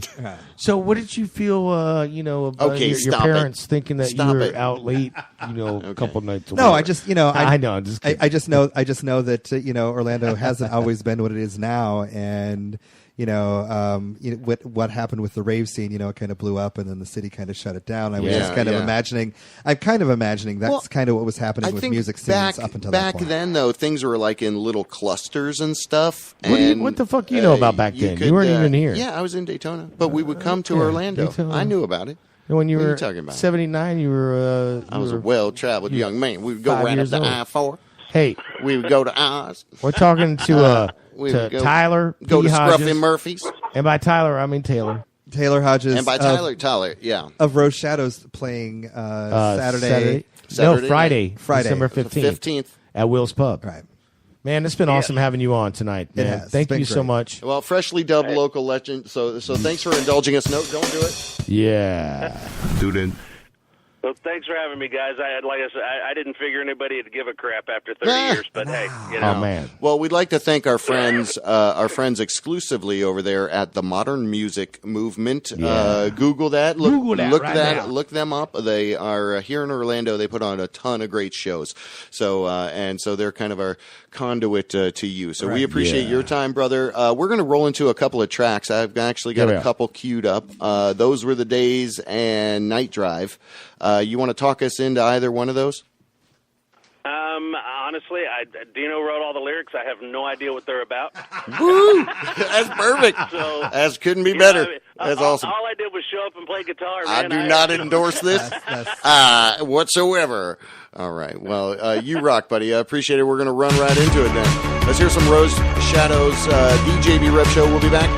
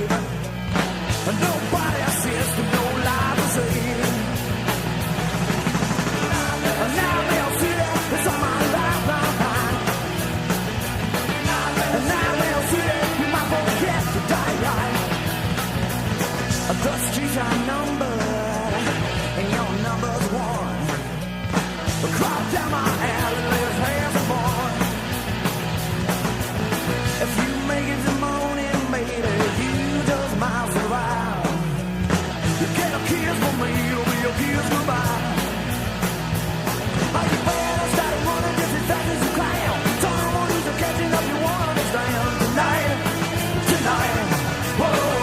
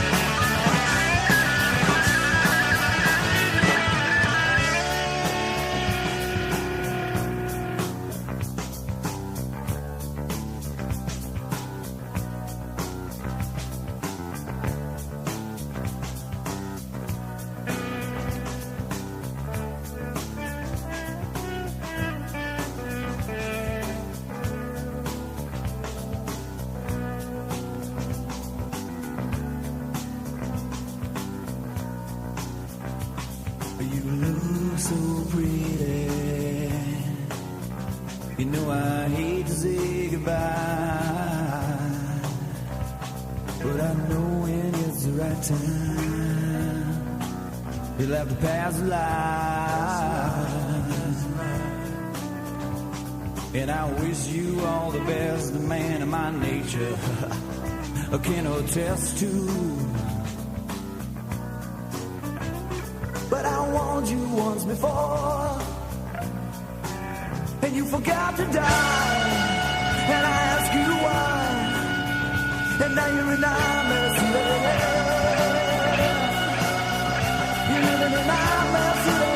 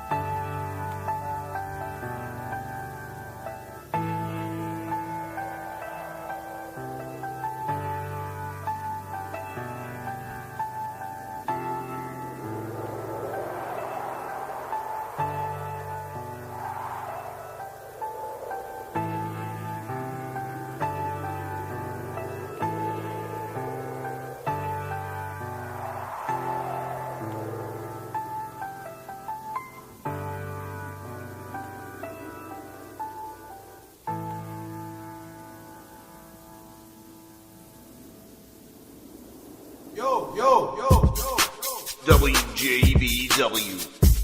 You don't want the electronics are so predominant that people would really. Wow, welcome back, WJBW Network's the welcome JB back. Rev Show, and Mr. Freaky Friday. Tony Mauss, special in-studio guest Tony the whole Mauss. show. It's an unpredictable journey, and of course, we're already lost because the Reverend's Speaking of right across journeys. the way over there. So I am JB Webb at Radio JB Webb on the tweet machine. And do you like that you can do all these characters now on the tweeter? I do. I love. try? I do love the fact that you can, like I said before, you can curate who you are through social media. You can kind of show a particular side of yourself or whatever. My Facebook is just my daily diary, and people are Right. just like, "Wow!" Like you, and I'm just like, it's for me, really. If you want to, You pay do a lot attention. of who we were and who I am today. Right. That's kind of an ongoing theme. It is. It's my daily meditation. Well, you know, it's one of the funny things. Before my first marriage fell apart and I moved in with Billy, I didn't realize that I had been doing, on the daily, I had been doing kind of inside jokes between the two of us, pictures of, obviously, that weren't us, but tagging him and I and Right. like making a joke about it. Yeah. For 6 years. I did it every day for 6 years. You know, in hindsight, I should have been like, oh, wait, maybe I was in love with her. So, you know, I'm kind of glad you said that because, you know, I see them. Do you still do it daily? I do. I've Almost missed. daily, right? I've missed the last couple days. Yeah. Okay. So, but things have been going on in my head. No worries, man. Yeah, It's all no, good. we're good. Yeah, Yeah, please. right. You know, We don't shut need that you. door, man. Yeah. Oh my God. We're gonna turn this into the homophobic happy hour. Okay, we could do that. You know, We because could- I we need a right perspective of my paranoia of gay people because it's freaking me out, dude. I'm a germaphobe. Okay, so it's like, you know, just even you that close to me right now, Right. I'm freaking out. I might give you something. I need some Purell. You don't know where I've been. I don't.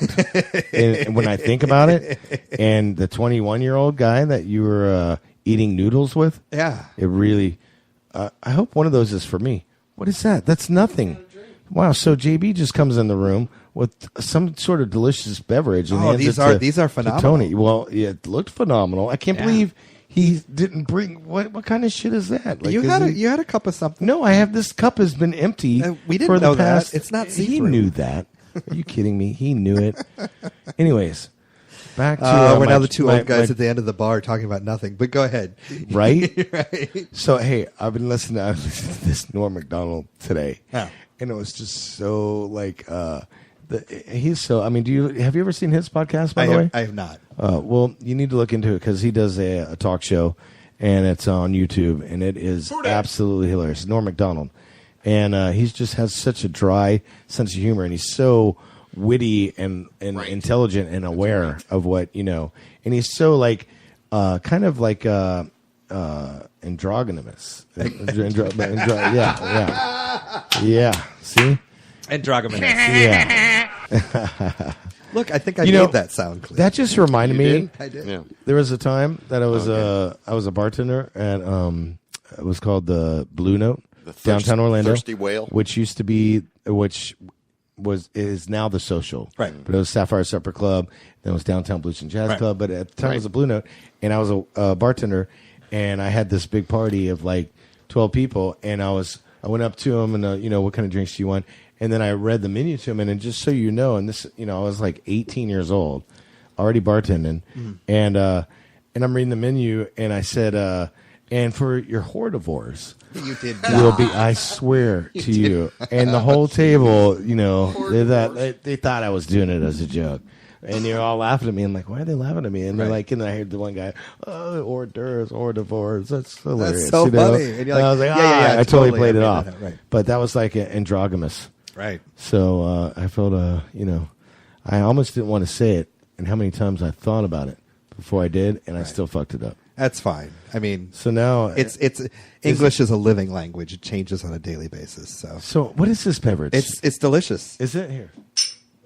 It sounded nice. It's some fancy. It's some fancy sort of like yuppie market drink, though. I mean, it's. This is a delicious. Wow. I think it's like a peach soda or something. It is. No. Yeah. This is anyway, that's when all your I dog had. won't shut I'm up. so sorry.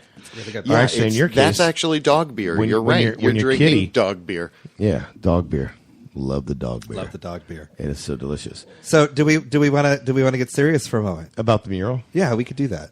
Okay. You guys have not even started to talk about the mural yet. We're send me fun. for drinks. We're having All right, fun. We're supposed to talk. Yeah. Hey, by the way, wait, hold on, real quick. I'm sorry. Before we get serious, fuck you for not bringing me one of these delicious beverages. I thought and having you to go had back a down. I thought he really. So we haven't talked about the mural because he won't let this go. Yeah, dude, I'm really pissed right now. know. He won't let it go. My new microphone position has me with a better view of you, so now I'm rethinking it. Right. Yeah, he's thinking the loading dock. Well, right okay. What? I seriously, I'm so jealous that you got to go to the loading dock. It was I've only awesome. heard. It was kind of awesome. Stories, and I love like it's a rich. Right. It's a rich Orlando history. That's a heavy scene story. right there. I Yeah. mean, that's a full on like St. Andrew's cross, like leather. I'm glad. I need a cock. Yeah. That's exactly what it was. Like I need a cock. Yeah. Tiny little hands that make my cock look. I need a cock. Do that right now. These are all my drops. Holla at you. Right. Well, no.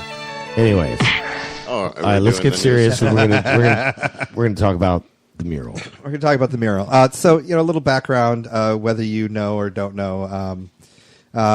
I was married to Billy Maines for the last 2.5 years. What?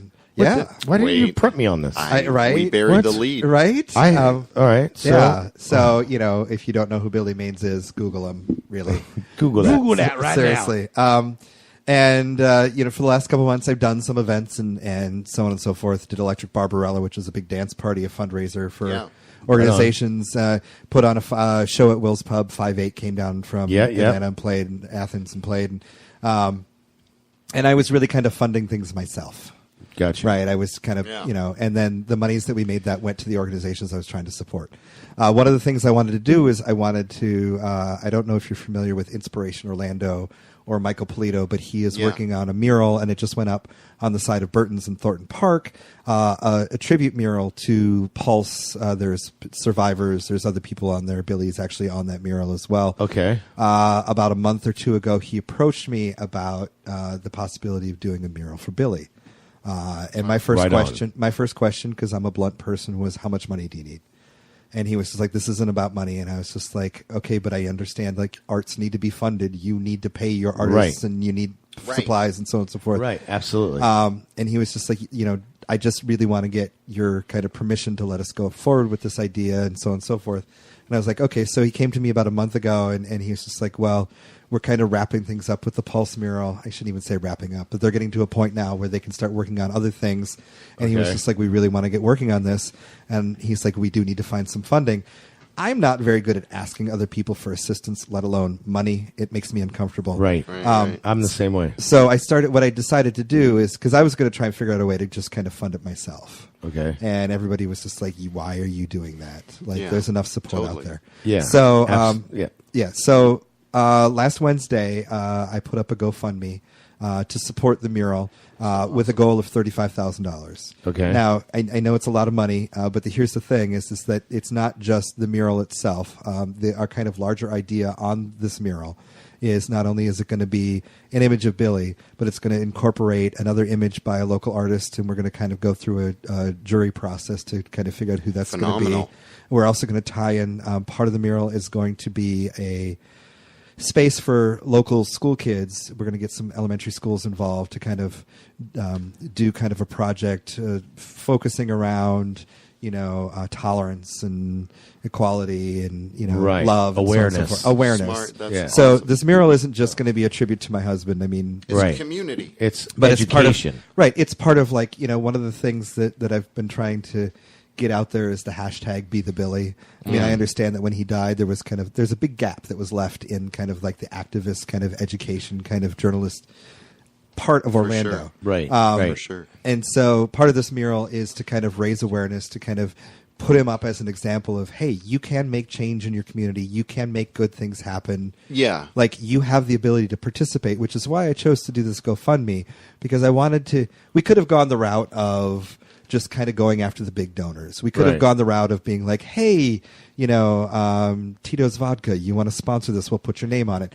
But what I wanted to do is I wanted to give people the opportunity to... More organic. I wanted to keep it organic, and I wanted people to feel like they were participating. Right, not sponsored, but more like from the heart of the people. Right, and the community. exactly. And so... I feel you. That's why I don't mean to talk for you, but I totally get what you're saying. Right, and I know there's a lot of people out there that, feel disconnected or helpless or uninvolved in kind of the larger community or community activism, and I thought this was a great way in which they could throw in $20, $10, $15, however much you want, right? And we can make this thing happen to not only, number one, to honor Billy and get his image on a wall, which that's really, to be 100% honest, like really where I'm from, but also to get education out there, but also to create something that will be sustainable so that we can get more mural projects through the city.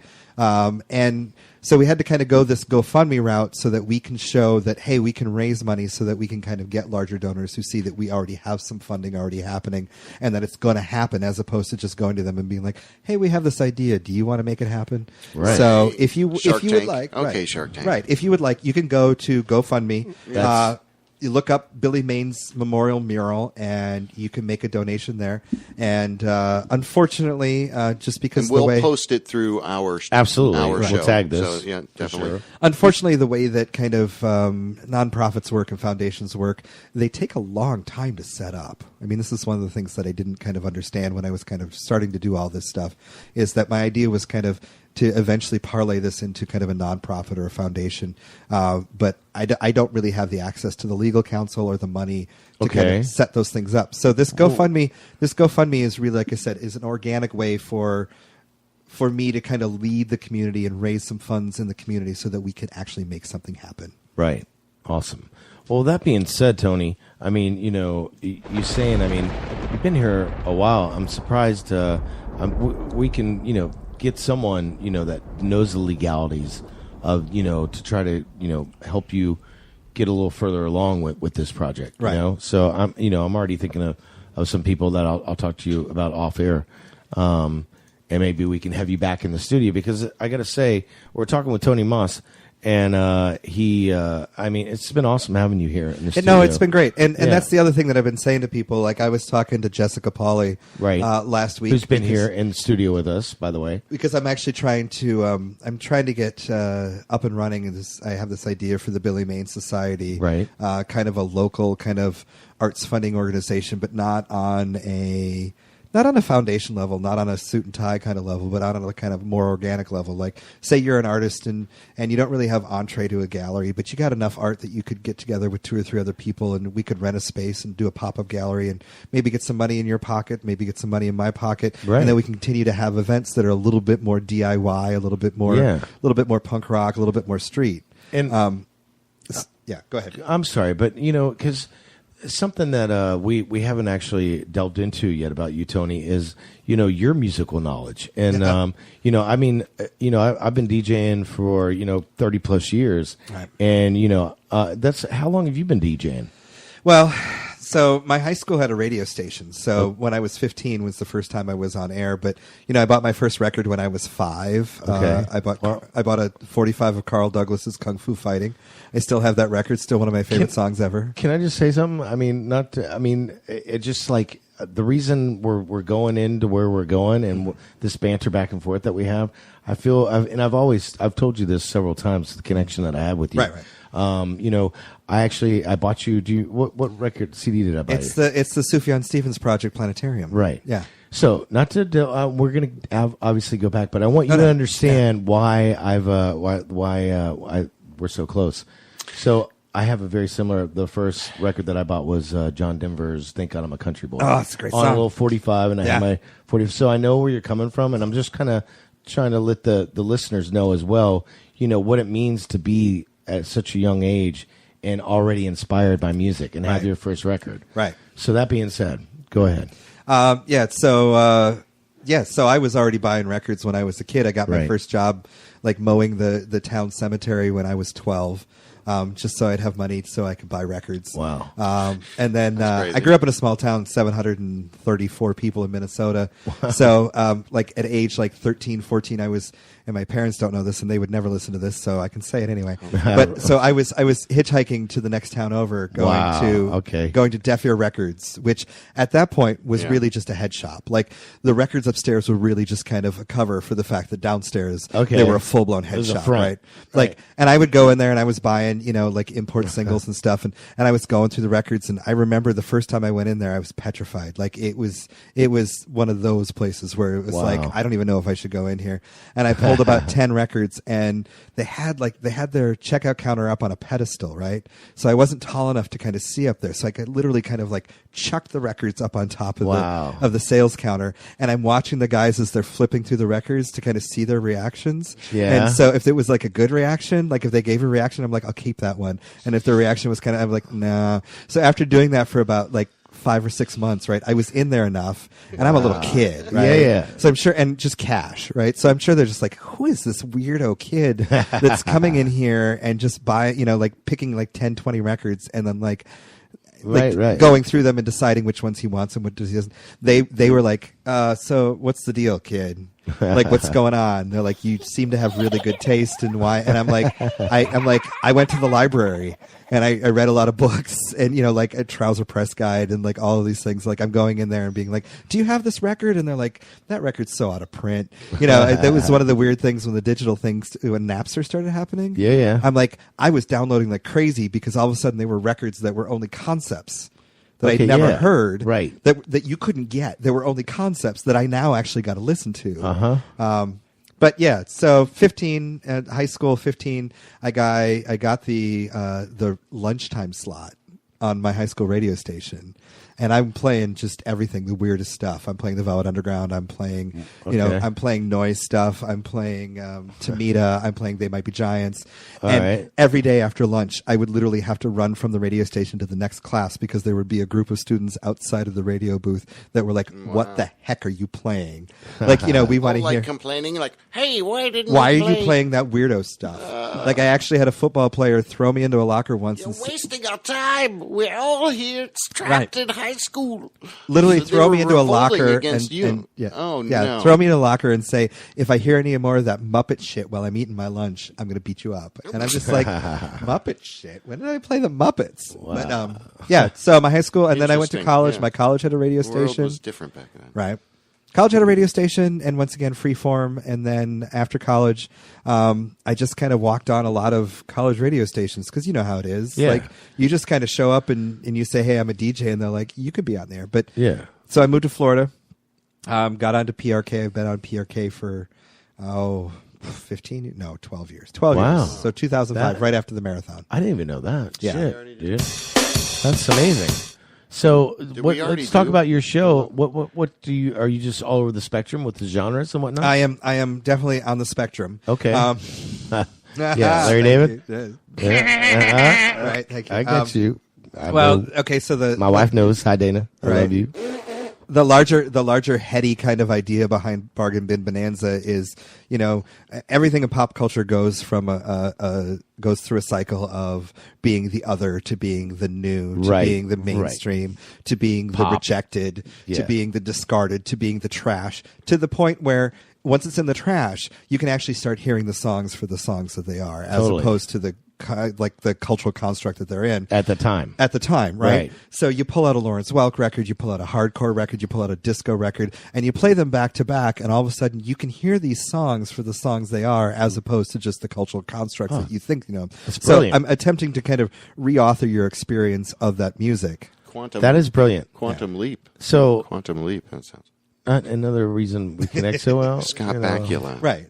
Is because that's when it's all about everything. You can't label things in genres. Right. You need to label things in good or bad. Right. There's good music and there's bad music. Exactly. And I used to be a little skittish about being and I know what good music is, but I've been listening to music long enough that I can point out even some stuff is just bad. Yeah. But even in stuff that's doubt. mediocre, I can point out what's good about it. Yeah. And then the good stuff, I can be like, no, that's good. That's solid. That's a good record. Indeed. As opposed to, and I would say even up until maybe 10 years ago, I would be like, well, people like what they like and blah, blah, blah. And I'm like, no, now I'm just a jerk about it. Now I'm like, that's crappy. You shouldn't be listening to that. So, the reason I got you the Shoes John Stevens is because I kind of figured this out there's always been this awesome charisma between me and you. Right. And I know you've felt it, and I've never really talked to it.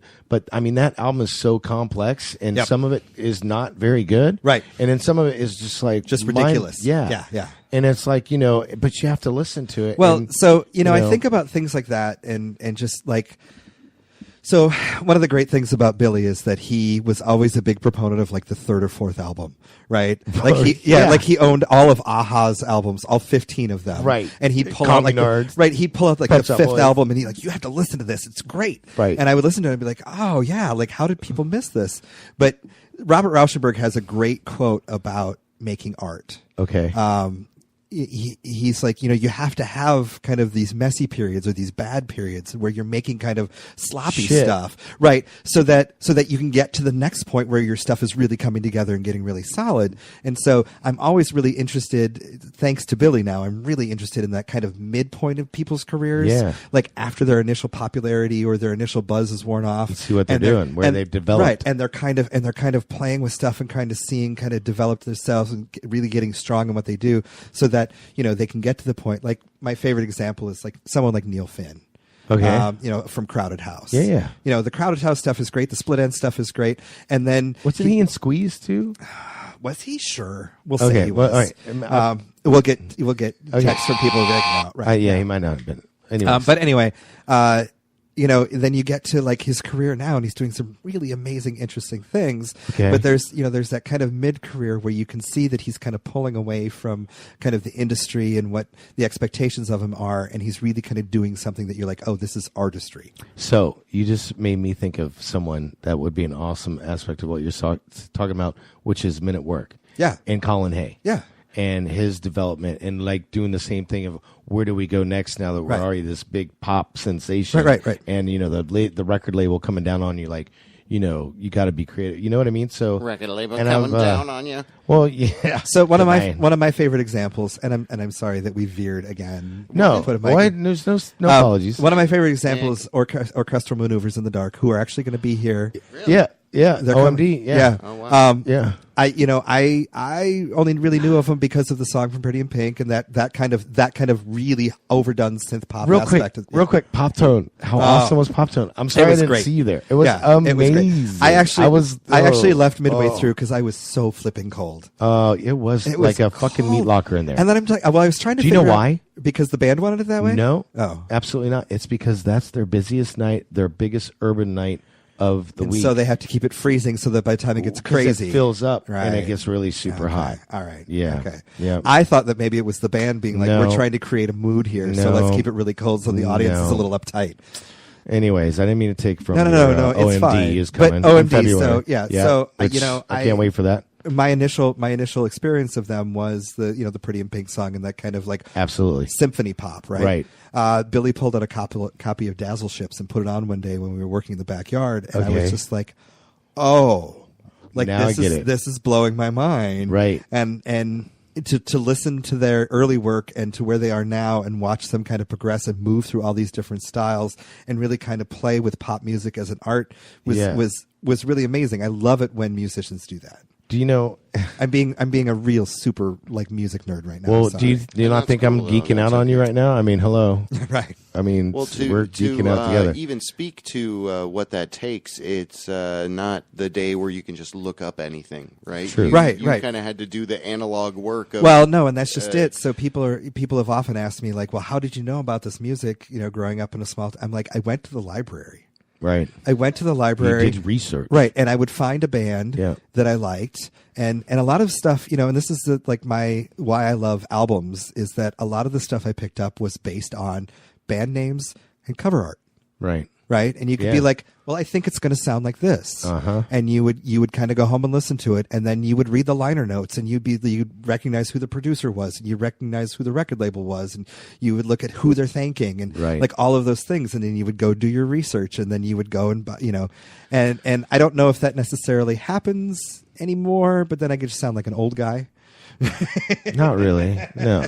In my day, you had to work 70 hours a week just to buy 2 records. Well, no, I guess. I mean, that's more along the line of exactly what I'm saying. You had to be able to go through it and catalog it and have it all there in your head and build that brain muscle, as it were. Speaking of brain muscle and music brain muscle, JB, with your Circadian cast. Right. I mean, this guy does, you want to talk about doing a lot of research. You listen have you to a lot of heard music. No. He does a weekly gosh. music cast. We'll have to let you guest DJ on the Circadian cast. Dude, That would be fun. I mean, that would be great. But how long have you been doing this now, JB? It's all, How long have you been doing this Circadian 4 cast? years. 4 years. Yeah. And what he does is he gets all music that's submitted by local bands or and harvested, and he plays it and kind of plugs them and and he you go through a catalog of really I think that's shit and awesome, exactly and it's like thank you. So you got to play everything that kind of comes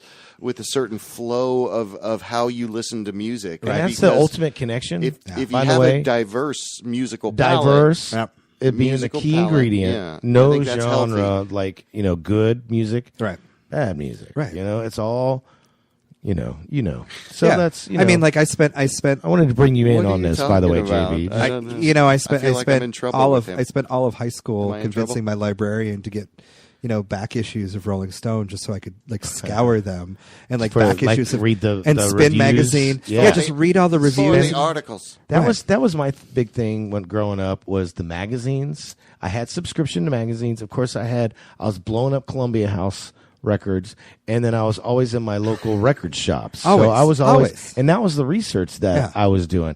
Plus listening to the radio, right? Yes, I've always just been so. I consume myself with music because that's just the most that's a good positive way to be. therapy that that's really what brings us the most joy. Besides the autocorrect of fun. Fun, right? You know what I'm saying? What does that mean? That's a little secret meaning. That's a little secret. But autocorrect of fun. Is that what? Autocorrect of fun. Yeah, okay, That's it was. Yeah. Anyway, so to bring it back to why I'm actually here and why you actually asked. So all of that ties into what I'm trying to get started, and the mural is kind of an integral part of that. That's kind of the next big project that I have. Right. And if you'd like to participate, and I really would like people to participate, and not just because of the funding, because I really do want people to feel like they're participating and they're making something happening here in Orlando. If you want to go to GoFundMe, just look up Billy Maine's Memorial Mural. Billy Maine's Legacy Mural. Thank you. Billy Maine's Legacy Mural is the URL, but I think it's got GoFundMe.com. GoFundMe.com. Billy Maine's Legacy Mural on GoFundMe. Yeah. And like I said, not only will those monies go towards getting the actual physical mural up, but it will go towards education programs that we're tying into the mural. It's going to go into finding a local artist that is also going to work on the mural with us. It's also going to go into hopefully creating a fund that will perpetuate other projects that to be available for local artists as well. Right. One of the things that really kind of Orlando just got named the 11th coolest city in the nation. I saw that. Buddy Dyer just posted that. Yeah, by Business Insider and by I forget who the other magazine was. And one of the things that's really exciting, and one of the things that's been happening and kind of got stymied in the last kind of year and a half, is the fact that there is a lot of municipal art coming, like public art. Maybe not municipal art, but public art coming out. Now you can't use the word mural. Yeah, you can. You can. But, I mean, there's more than that. But there's more than that. Yeah. And it would be great if we could lobby the city to be more participatory in seeing that happen. I was just in Tucson, and Tucson is ridiculous. I mean, there is public art everywhere, like just all over the place, and amazing work. And it's one of the quality of life things that you can't really you can't kind of capitalize. You can't say that this is a thing that brings money into the city, but it's definitely a quality of life issue in which people, if you have public art, right, if you have beautiful things to look at, people are going to want to be in your city. Yeah, it's a vibe. Right, exactly. So part of this is to try and... It's for real. Right, exactly, dude. Man. Is to kind of that's where it's at. Get enough grassroots funding started so that we can kind of then go to larger donors or go to the city and say, see, this is something that people really want. Right. So the reason why we started the GoFundMe was, multi-pronged, but really the kind of larger idea behind the GoFundMe is to give people entree. So they feel like they're participating in this as opposed to just, I don't know how this happens, Get your hands dirty, get in there, help us get some art up, help us get some education out there, and help us support more public art in Orlando. Absolutely. Hell yeah. And then also put my husband on the wall because he worked really hard and he deserves it. He absolutely, he did. So amen to all we've of been that. talking with Tony Mauss, by the way.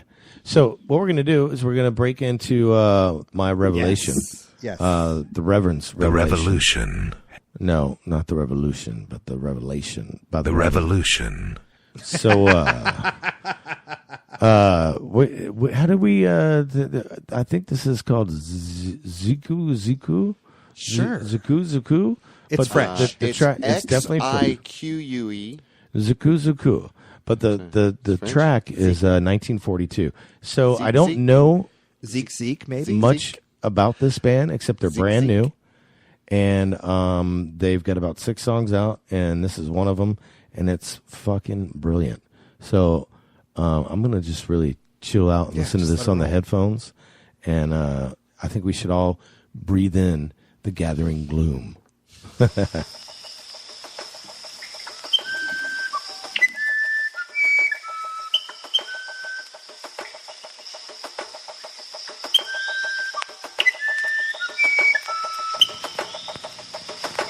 Fevereiro de 1542.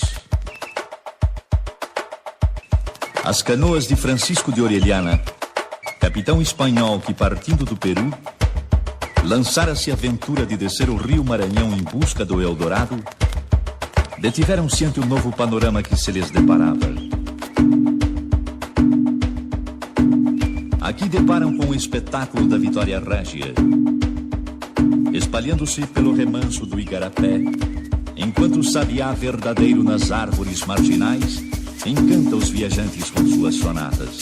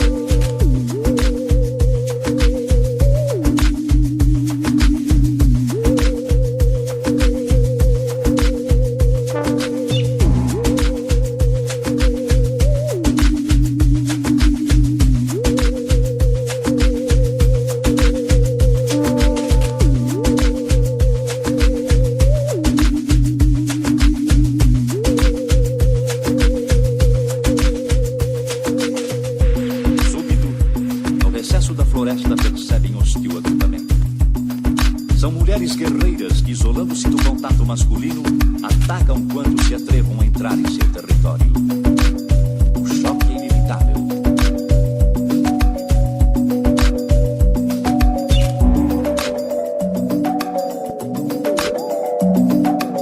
A rama solta gritos de susto.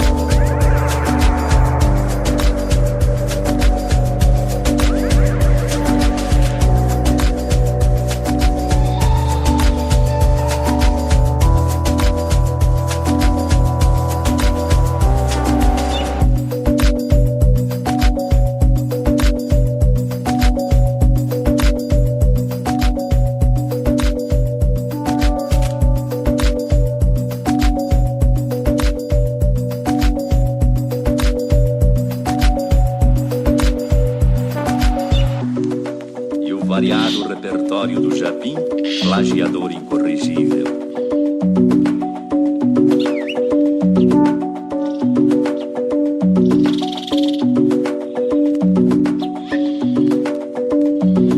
Oh yeah.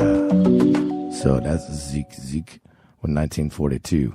It's part of the Reverend's Revelation Yeah, that we're gonna be doing. That was really nice, right? It's nice, get you kind of in the groove of what's going on, right? It was nice little. I like that we all sat here together and listened to that. It was good time. Especially we bonded. No, it's really nice. Cool.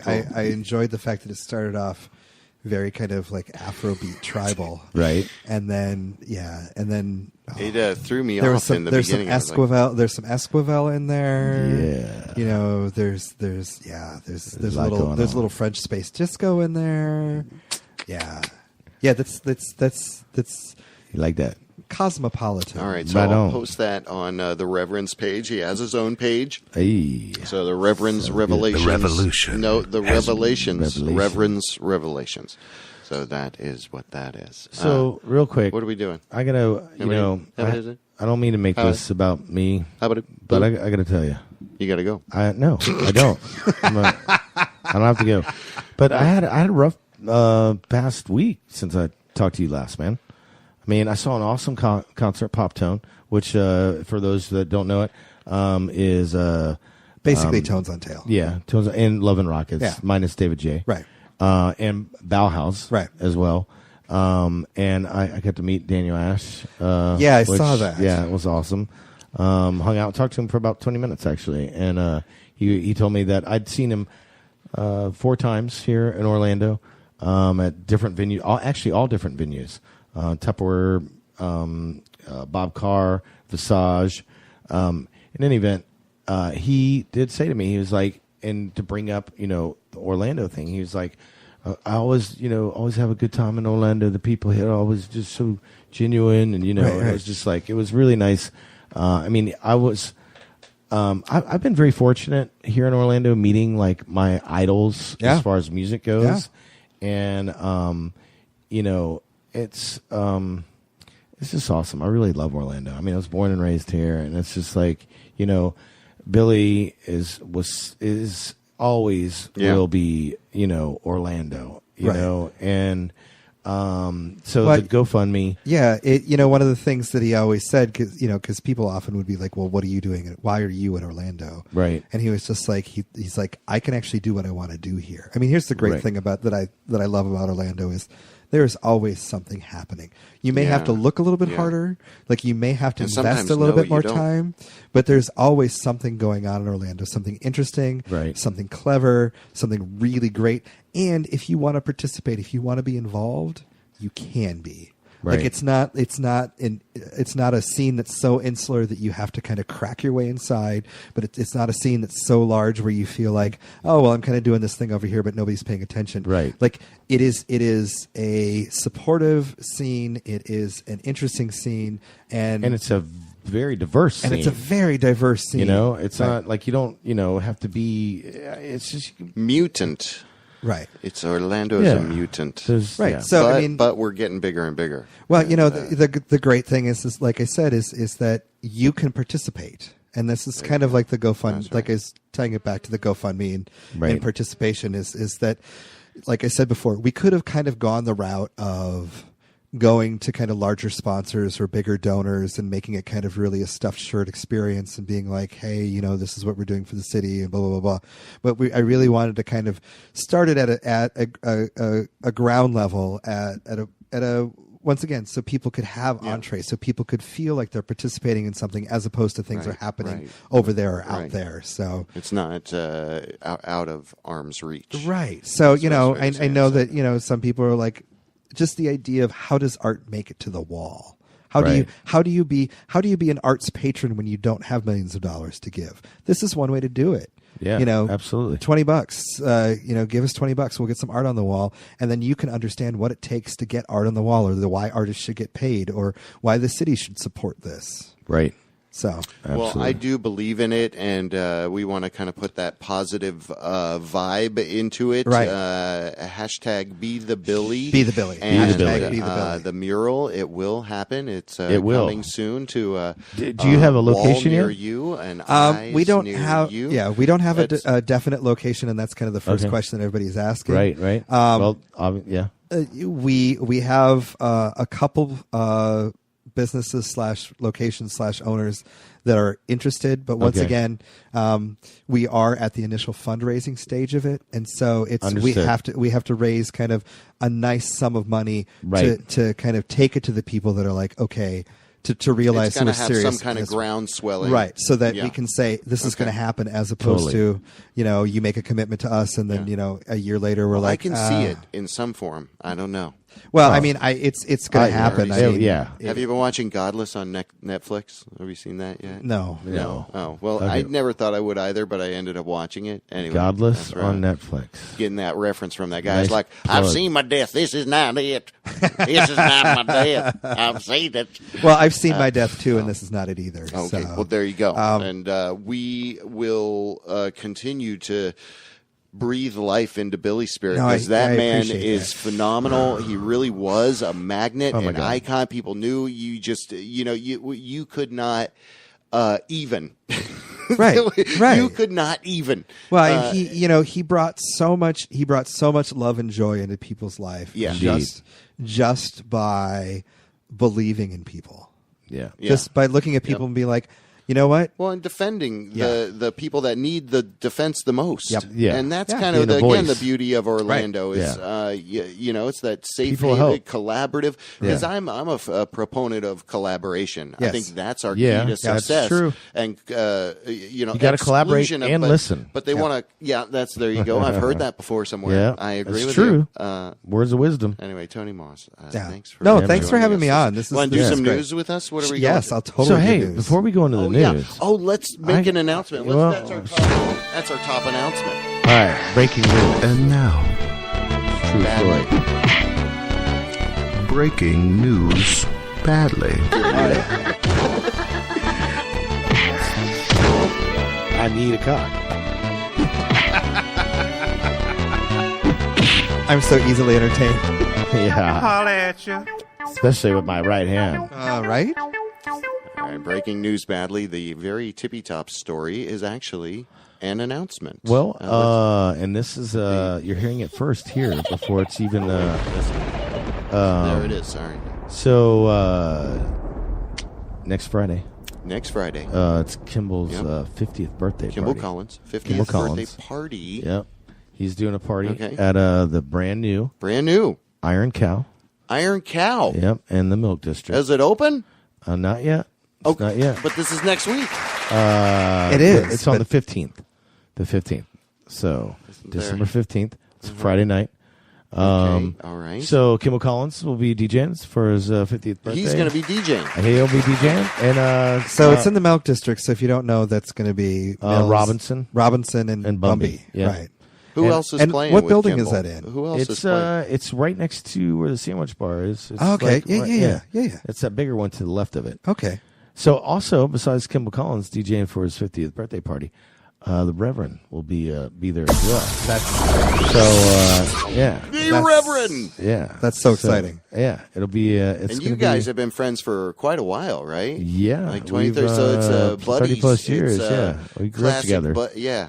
I mean, So are you guys like dueling DJs? Or are you going to No. play a set? Yes, You're duel. gonna play a set? I'm gonna open Duel. up. Okay. Duel. Get the vibe going and like kind of the like the zigoo, Right. zig, that kind of vibe. Just Okay. warm up the room for I'm just warming up the room. Kimball Collins.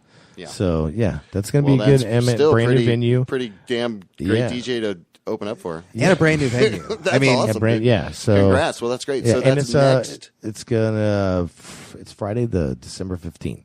So Oh, so it's the same night as the Will's Pub Yeah, thing. so, you know, we if got you're into conflicting- the old school yeah, rock- who says you don't have a choice? No, Yeah, there you go. but I'm also saying, like, you know, this is the great thing about Orlando is there's usually multiple things going on. So if you're somebody who likes to kind of travel the scene, you can do that. You can do that. Check it out.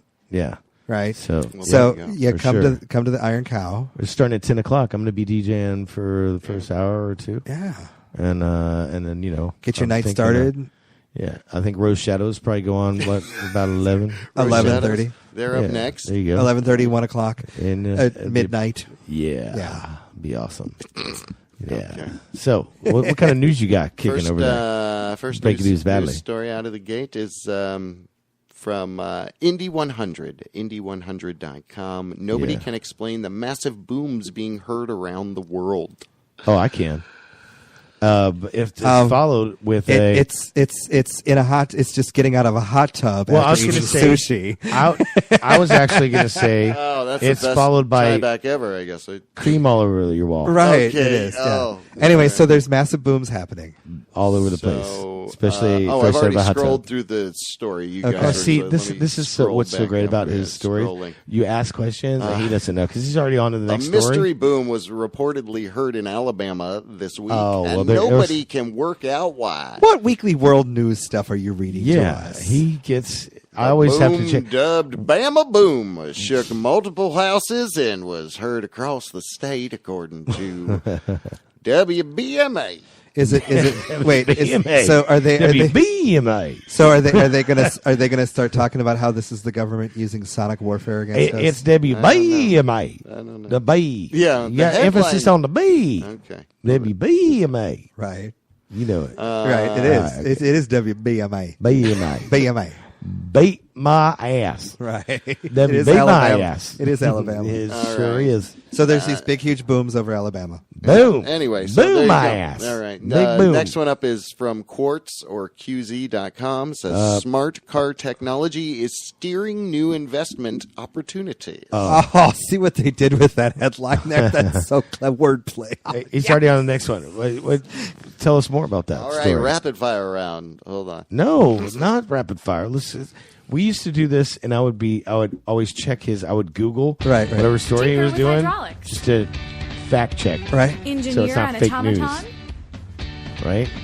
JB? This is a Tinker Crate. It's a toy for and kids. Experiment with aerodynamics. That looks great. So yeah, it's sort of like a Learn STEM more toy. at KiwiCo.com. Right, it's an educational toy. Tinker with hydraulics. Because hey, let's just defund education, but then Engineer let's an sell them automaton. toys that are supposed to educate Wow. them. Yeah, right. Oh man, Because that is everything's brilliant. just capitalism. That is That is brilliant. brilliant. With We need aerodynamics. to go fund that shit. Learn more at Right, KiwiCo.com. we need to defund public education and then only give people with Make enough them money buy to buy it. toys. Yeah, exactly. Have access to education. That's what they want. That's what net neutrality is now. It's like you can only check your mail if you got $5 or Right? whatever, right? I What? mean, that's basically if they So let's create a new revoke that. let's create they a new can- class structure based on access to Yeah, technology. I'm sure there's already like this whole ecosystem built on if it passes, like Wow. back doors. Hello, Right. seriously, Holla at you. yeah, back doors aplenty to their shit. Where's that? Can I go there? Can't, yeah, I don't know. Well, as long as they don't step out of a hot tub. Yeah, You know, I was gonna go. I mean, why would you leave? I mean, at that point, you're clean, ready to go. Right? Right. Right, Come on. exactly. Right, I'm empty. wow. I don't think that was the direction it would have went anyway. Yeah. Okay. I mean, there's always that there's always that there's always that jockeying for position, like that figuring out exactly who's the bottom. Right, who's the bottom, who's the top, and where's this going to go? Sometimes that comes up in the conversation immediately, or sometimes you just know. But a lot of times it's like, where's this going to go? And my philosophy is whoever gets there first. That's a good philosophy. Yeah. Sounds fair. I think we're gonna have to wrestle with that. Wrestling. Wrestling's good. That is These so are in good. no certain order. I'll show you this All right, move then. I learned. So no, right. So All right. more news. NewYorkTimes.com.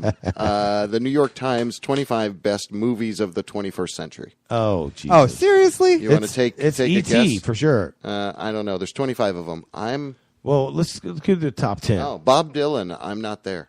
What? Is that what it is? Bob Dylan's That's the top in top right. 25 movies. Really? Really? I think you already auto. Is that the number one? The 40-year-old virgin. No, shut up. What? $1 Million Baby. Okay, maybe. A Touch of Sin. Okay, maybe. Silent Night. The Death of Mr. Lazarescu. Krampus. White Material. Repo Man. The Gleaners and I. I've never heard of that. 3 times. Blade Runner. There Will Be Blood. I've heard of that one. Okay. Anyway, all right, there you go. Yeah, that's was, on my list. Okay. Where's Teenage House Party That's 5? no fun. Where's What? Teenage Yeah. House Party? What? Teenage House Party 5? You don't know that one? No, what is that? Okay. You want me to Google it? There's Google that right I don't. now. I don't think there's an actual Teenage House. No, You I want actually. to- I guarantee you there is a Teenage House Party 5, but I guarantee you Teenage House- that it's not Were the type you of in film it? that. Party 5. I actually kind of really wish I was now. Teenage House Party. Okay, there's images. Let me throw my Google search up there so you can see. They're not images that you can show in general public, though. Okay, well, I'm Oh, just showing. we're not in general public. Showing them right up there. There you go. This is a Matt Right. Lauer kind of thing. Oh, it's going a on? cartoon. Oh, cartoon. Oh, see, they sneak it in that way. I heard. Oh, that's how they started off with straight Right. porn. I heard that's Right, how they they started sneak with it straight in. porn. Work Yeah, it out. straight Oh, porn. look at where these images are going. Right? It starts with straight porn, and then eventually the women just disappear, and then you're like, And just you're like, dudes yeah. doing dude stuff. Yeah, dude. Come on, dude. Right. So I do this show every Tuesday. It's Right. dudes talking Right. dude stuff. Right? Dude. I mean, like, you know, Dude. we all. My favorite line is, we all have needs. Let's just take care of our needs. Yeah. What? Duh. No. Seriously. No, I'm gonna go home now. No, just take care of my needs. You said you had candies and a lost puppy. Where's the candy and the lost puppy? Now I have grandma and dead puppies. Right. Come on in. Exactly. Right. Oh my If you want to lose your boner, just come meet my Right, grandma right. and look at my dead puppies. All right, and let's And look at my last one face, by the way. is, Look at me. Mashable.com. Something insane is happening on Reddit right now, and by I right bet. now it was That 4 days ago. Yeah. I very awoke on a current. Friday morning on the West Coast, logged online, and did what I've been doing every single morning for years. Opened up my browser and immediately went to Reddit.com to see what top story memes and videos were trending. After all, it is the front page of the internet. But what do you see? Just give me the thing. Yeah. What do you see? Yeah. What? Oh, FCC Commission's upcoming vote to gut net neutrality. Well, yeah. So it's This viewed should by terrify millions you. of people every day who accepted political donations from the telecom industry Yep. and did not speak out against the Lucifer FSC, FSU. Come on, man. All right. FCC. See, this happens with every new technology. I mean, like Yeah. if you talk about radio and the history of radio, one of the great things that happened with radio is when radio started happening, it was completely local, right? And these stations they're not having a lot of wattage and everything's produced locally and people are getting local programming. And once people realized they could start making money off of it, they could market through it, then these markets started getting bigger and people started amalgamating radio to the point where we're at in radio today, where nobody's really producing local radio. It's Right. all being produced and sold to other markets, and that's what's going to happen with the internet. Right. Is instead of having access, and one of the bad things about that kind of openness is the fact that anything could be on there, Right. right? And so there's no kind of Well, yeah, this is case in point that Right. were posted on Reddit are politicians that took money from the telecom. But the good thing is that all the information's out there. Well, they're making money where there is none naturally. Right, it's like right. charging me for sunshine. Right, You can't exactly. fucking do that. That's how I look at Right, it. but so that's why this FCC thing is going down, is because people are like, listen, I sunk all this money into this internet thing and there's no way to monetize it. And so now these corporations are coming along and being like, you need to make laws so that we can monetize this. That's the Lou Pearlman. Yep. It is the Lou Pearlman. Don't get me started on Lou Pearlman. Oh, what do you know? Why is that? How did my Let's psyche get started. Now for the psychic Let's news. get it started. Well, so he died, right? Lou's dead. Yeah, in prison. He's dead, right? Yeah. Lou is dead. No, I just Lou Pearlman, Orlando. Yep, Billy was right in the middle of all of that when that stuff was taking off, and the stories that he had about what was kind of really happening in that experience as opposed to what was being presented as a public model are two Right. radically different things. I mean, his favorite stories would be about how he was on a swan boat in the middle of a lake with Britney Spears and Justin Timberlake doing cocaine. Not that I have any verification of that story, Right. so Yeah, it's I'm all not. It's all just hearsay hearsay. now, it's not- But stories like that, like going to parties at Lou Pearlman's and just being like, this is an insane debauched experience that is not the image of these squeaky clean people that is being presented Right. to the community. Wow. That's great. It's like Hannah Barbera. Right. It's Miley like Hannah Cyrus. Hanna-Barbera? Oh, Hannah, Alabama. It's like Hannah It's like a Bama Boom Alabama. It's WBAM. W ham and eggs and cheese, please. Yeah. I'm doing the waitress. Cuckoo, he got me all cross-eyed. Okay. All right, then. You are the only person left on the planet who's doing Bill Cosby impressions. Is that Bill Cosby? Oh, yeah. Yeah. That was Roscoe Pico Train, I thought. Oh, same difference. I didn't screw that lady. Jello pudding pop. You're right. I didn't think. All right. Anyway, okay. I so can do a. How do you come Give me off more of that? cowbell. What? You give me more cowbell. That's a good impression, right? You know what that is. Roscoe P. Coltrane. Yeah. Wow. Give me I will more tell you this. So cowbell. one of the first moments that I had that I realized that maybe I wasn't like the other boys. Yeah. Okay. Is we would play Dukes of Hazzard in our schoolyard when I was a kid, and I always wanted to be Cooter, right? And not Daisy? And not Daisy. See, I'm not one of those. Okay. No. You're tough. I'm not one of the sissy ones. Right. And there's nothing wrong with being a sissy. I love sissies. Hey. If it wasn't for sissies, none of this would have happened. Right. But I always wanted to be Cooter because I always thought that Cooter was like He's adorable. Always kissing up on Boss Hogg. Well, I was Cooter. I was always just not like, even I Boss. wanna- No. Cooter was kissing up on everybody. Really. He was trying to kiss up on the Duke boys, but he was the guy. He was He's the guy mechanic, who drove. always Right. fixing their trip. Oh man, you guys done fucked it up again. God damn Right. it, come over here. Come over here, right? Let me fix your car I'm gonna for fix you. that shit up for you right now. And I was always just you like, boys go out there and fuck it up right? again. I was always just like, can I just go hang out with Cooter? And I was just like, I want to. And I was just like, Perfect and, name. And I didn't realize until later. Hey, Duke that I was boys are just getting like, cooter again. Right? Again. Oh. Duke No, boys it- always getting cooter. Like seriously, if I had to have a fantasy porn that was made just for me, Cooter. it would star Cooter. Oh, man. Can't believe it. I'm gonna make him my new profile What pic. is happening? It would star Cooter from Dukes of Hazzard, right? I'm gonna pull up his image. And the White Shadow, Okay. right? And Alex Karras from right. So Cooter, the guy who played White Shadow, and Alex Karras from that show with the little tiny guy, right? Yeah, see, right there, right. Look at that, right? Post that Cooter, Rev. Right. Rev, post that Cooter on Facebook. Post that Cooter, boy. Yeah, I know. Right. Go ahead, post that cooter on You Facebook. guys done fuck your truck. Come here. Right. Reverend's looking at a picture of cooter. Right. I got you. Okay, watch out. We're broadcasting over where I'm at, little boy. I got you. Okay. All right. Wow. Man, I wonder if he's still alive. Or where his career went after being cooter. Please tell me he did gay porn. Yeah, Please that's what I tell was me going to he say. did He went gay from straight to gay porn. That's exactly what I was going to say. All the women just disappeared. Here he is sitting on his butt with the Duke boys with his thumb up in the air. Okay. Right? Yeah. Right? Like, All right. like seriously, like yeah, dude. Don't even pretend. Don't even pretend that Cooter wasn't carrying a torch for the Duke boys. God. Like he was a bachelor. Like That you know, is great, man. This man, yeah. Well, let's make sure we Duke boys get cooter again. What do you want to do? That's where What do you want to do? the Oh, we got to thank our sponsors. Let's do Do that. we? You ready Again? to do that? You guys finished there? You guys are looking on your phones Yeah, like all right. This has been a great show, fucking guys Tony. in the mall I guess waiting we're for wrapping your- it up, right? Are Is you this guys over? doing? No, I'm good. Like I'm sorry. I'm still caught in my head thinking about Cooter. I'm over here thinking about cooter too. Okay. But it's a different kind of cooter. I'll tell you that. God. I'm going right to straight porn. Right, on my cooter. ShannonHoltArt.com. Yeah. Polka's Hottest.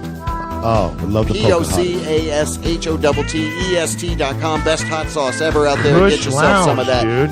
You're Kush there. Ultra Lounge. We're gonna be there. I'm the DJ. Orlando City Smoke Shop. Dude, let's talk about the you. Modern music movement. Why don't we talk about you DJing at Kush? I feel like I'm forgetting Friday and Saturday nights. Infotainment.com. Infotainment.com.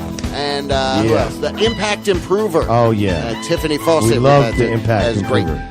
Anyway, Tony, thank you so much. Yeah, for Tony. Thank you for letting me doing be this. here. Thank you for letting me So wreck your fun. whole. You rock, No, dude. it was so We're having you fun. back. If we're gonna do So it, fun. we're changing the name It was to fun. Homophobic Happy Hours. Okay.